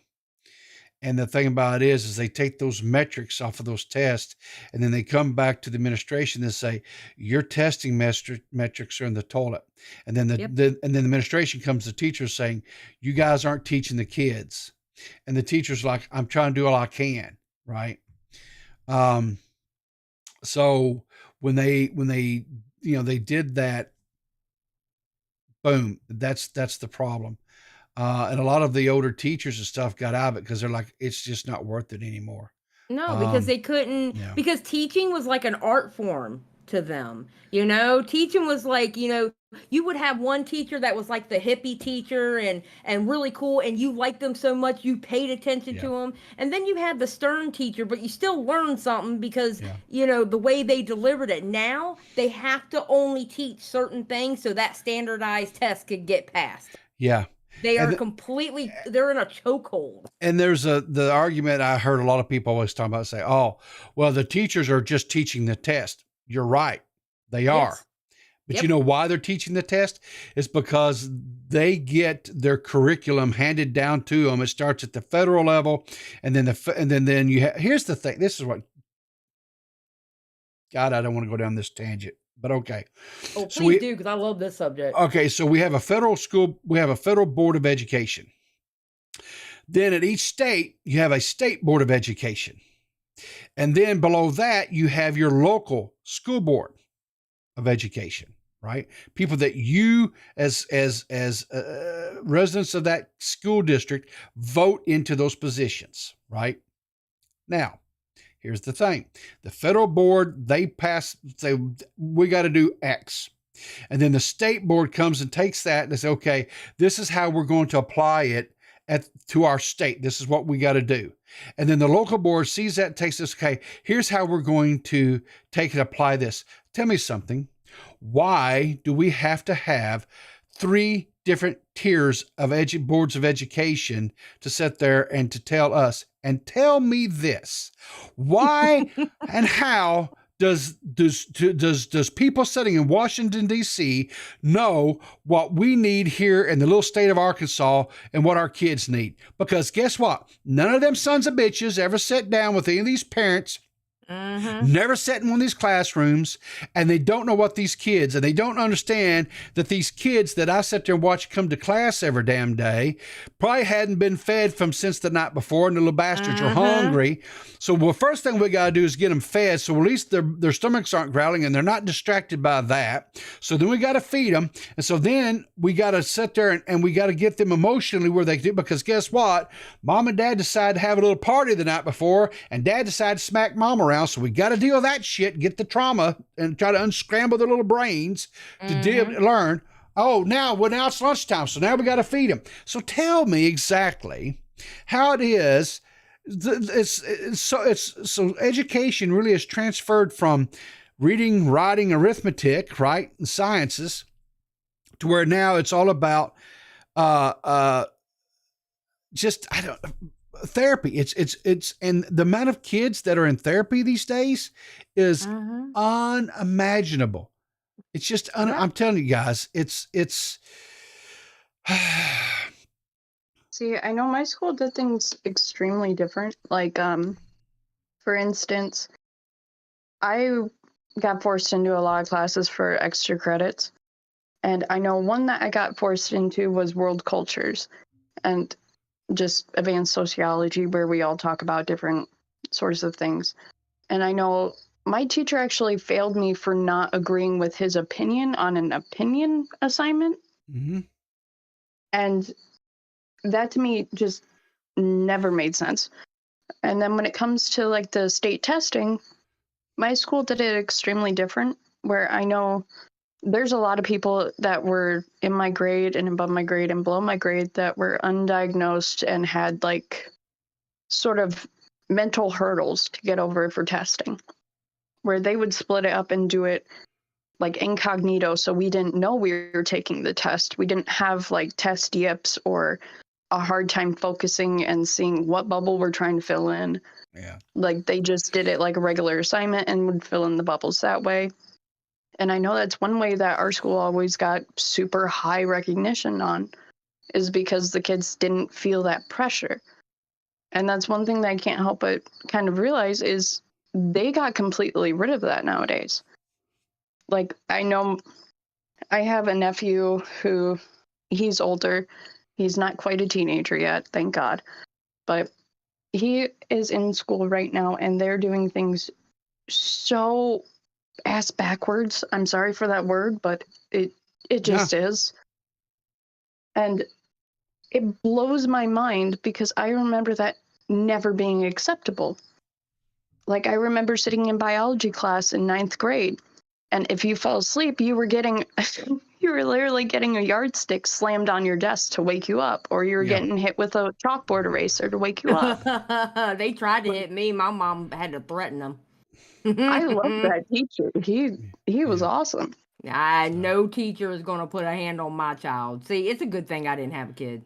Because I'm going to tell you what, let another adult even attempt to lay one hand on a hair of my child, I would destroy them. Oh, no. And I feel like I'm okay with it because they actually recognize that, hey, you know what, there's some things with the kids that we may I don't not believe in understand. corporate punishment. I'm sorry, if you're not that child's family member, close family member, like a grandparent or somebody like that, you're not laying a hair on my child. No. I will go to prison very quickly. It's more of a joking manner. If they're being aggressive or anything like that, then yes, absolutely, I will beat a bitch. But otherwise, then I'm okay with it. Where we always grew up with it being in a joking manner, where he made sure never to injure us, and if he did, he immediately apologized, immediately told our parents, and made up for it right then and there. And he never did it. Yeah. Okay. I'm you know what? I think I'm gonna have to end the conversation because I just realized what time it is.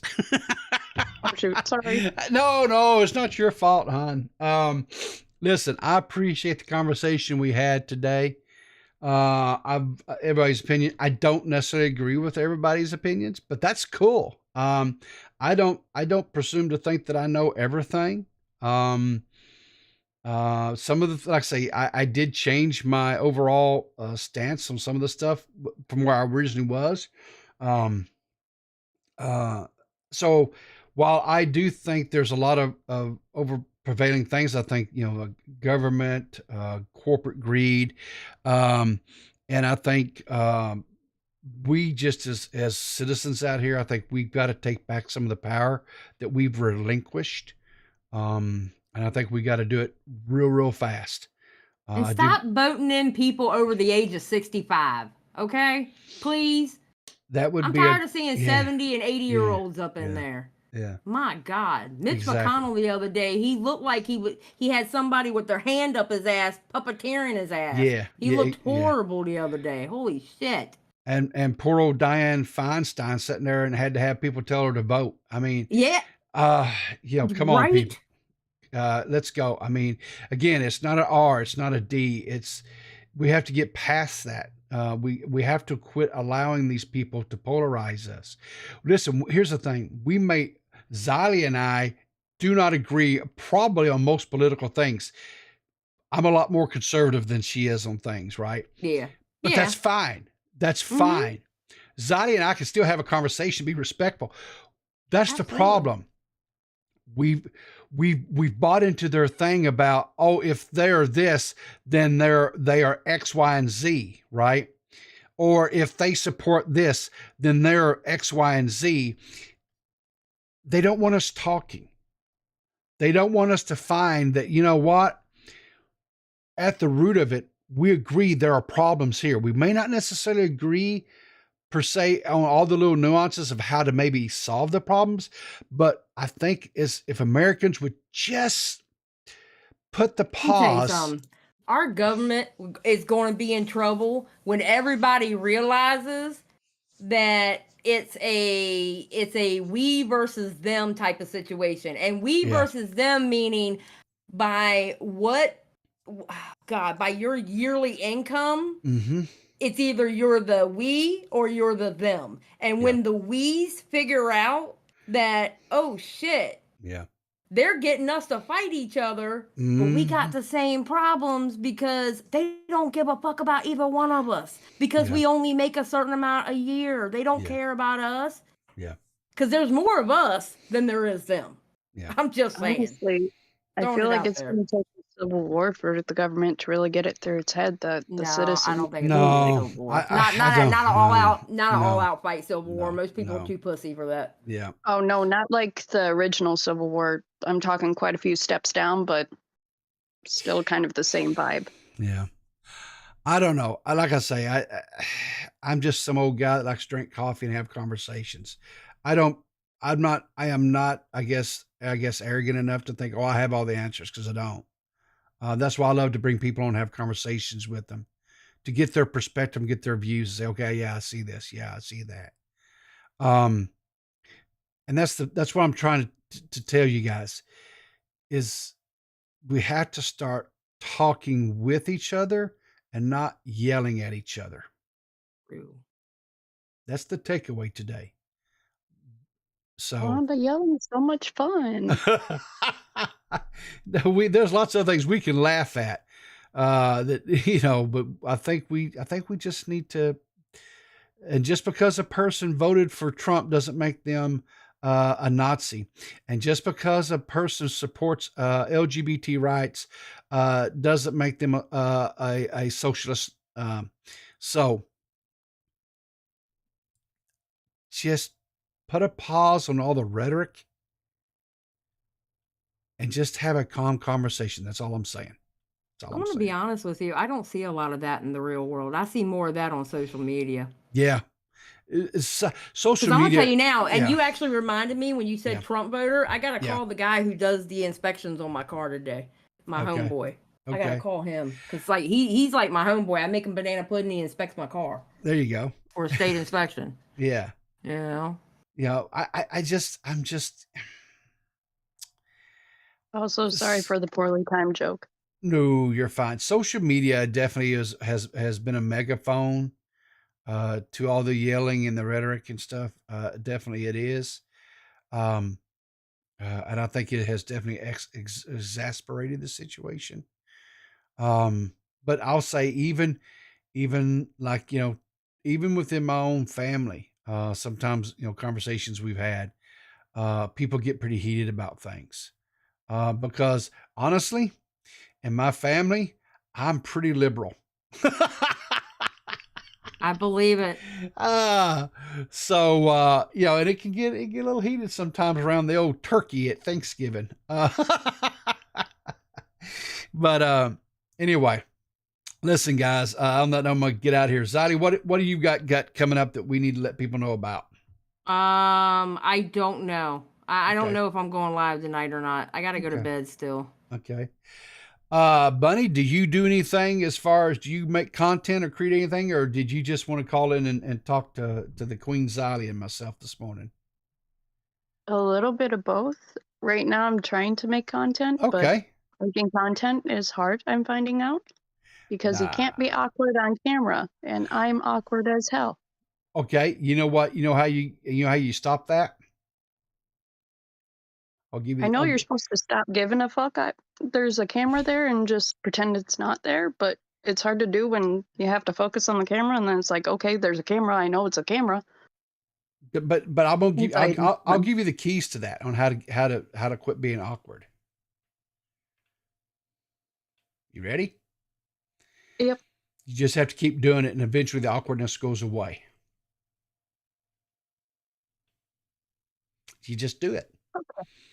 Because everybody, and I mean everybody, was awkward, cringy, whatever you want to call it, when they first started doing stuff. It's just,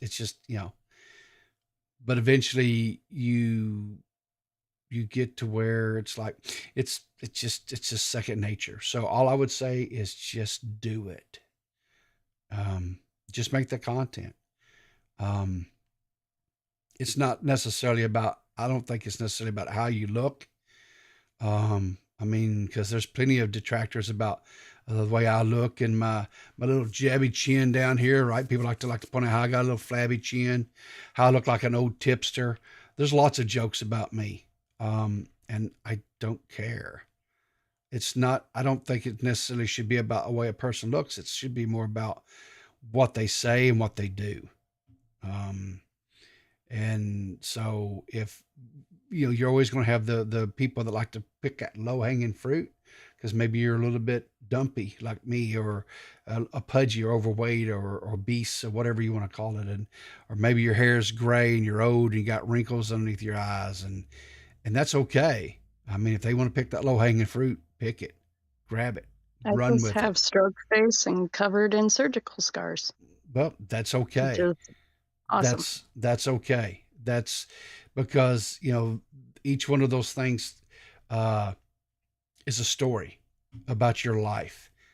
And I think that's okay to tell those stories. When you feel comfortable and ready to tell it, so anyway, but listen, I want to thank you for calling in, Bunny. I appreciate the conversation. I hope it goes well for you and your family. Maybe John Deere will maybe not pull out. Hopefully they don't do that to your community, your state. Fingers crossed. Fingers crossed. Yeah. But anyway, thank you for calling in today. I appreciate it. Remember guys, to go out and support all these other great creators that are out there doing good stuff. Dave had a really good stream last night. Zali and I was there. We had a lot of fun. That was fun. It was fun last night. Yeah, we really did. So go check that out if you missed that. Now recording, recently put a video out not too long ago. Was really good. I thought I finally got to listen to all of it. It was very, very good, especially about the 1/3 when they quote had blood sports. I thought that was very good. Very well, very entertaining. And I don't typically like blood sports, but I found that one a little bit entertaining. Jessica Pizzle is making some funny stuff right now. And I'm glad she finally decided to quit just trying to focus on one topic or subject. And she's just doing variety. Because here's the thing. I find Jessica, when Jessica is just being Jessica and her just her character, she's funny. She really is funny, and she's entertaining. And I'm so glad to see her start doing that. I know Aiko, she got her, it's a refurb system. And she was able to live stream last night. I don't know if she had problems. Hopefully she didn't. I hope that system is working well for her. Let's see. Who else? Nerdy John is making content every Saturday. He's doing a live stream with K-Huck. Miss K-Huck is killing it here lately. She's been doing some really good streams, really good interviews. Check her out if you haven't. She's doing real well. Mitch is making content again. I wish he'd go back to be making these little news stories. He hasn't done one of them in a while. Mitch, get off the, I don't know what. Mitch is a lazy Australian. Is that what he is? Well, he needs to quit being lazy and get back to making those. No, Maggot, your interview was not the best interview, Maggot. Okay, Maggot edits. Oh my God. Oh yes, always making it about her. Go back to drinking your what is it you drink? She drinks Monster coffee, yes. But she doesn't have one. She has to drink real coffee right now, and she's so angry. Oh my God. Miss Maggot having a pity party. Yes. Oh my God, I have to drink real coffee. What am I gonna do? Let's just go look at something right quick here. Almost the same. Let's just go look at something. K-Huck. Yeah, you know what? I'm looking at K-Huck too. Let's just look at her videos. Let's just go out there and look at her. Those were live streams. So let's just chat. Let's just see if Miss Maggot's correct. So Miss Maggot, she got 229 views. Okay. Oh, Xylee. Yours only got 188. Okay, but wait a minute. A conversation with DeadOnDave, 250. Ooh, looks like DeadOnDave beat you, Maggot edits. Let's see. Ooh, D-Max beat you too, Maggot edits. Let's go find somebody else who beat you, Maggot edits. What did her, because I know the one she did with, 257 Ooh, with Maggot D-Max? edits. Mm-hmm. No. Maggot edits. You were not the best one. You let okay? D-Max win? I don't think so. Wow. I don't think so, little Miss Maggot. Mm-mm. So. Yeah. Yeah. Yeah. Men's commentary list where she's talking about all the men in commentary. 488 views. Yeah. I only got 124, so anyway. Whatever. I only got 188. Yeah. I'm just not the draw. I'm just not the I'm draw. not either, people. Yeah. Don't worry.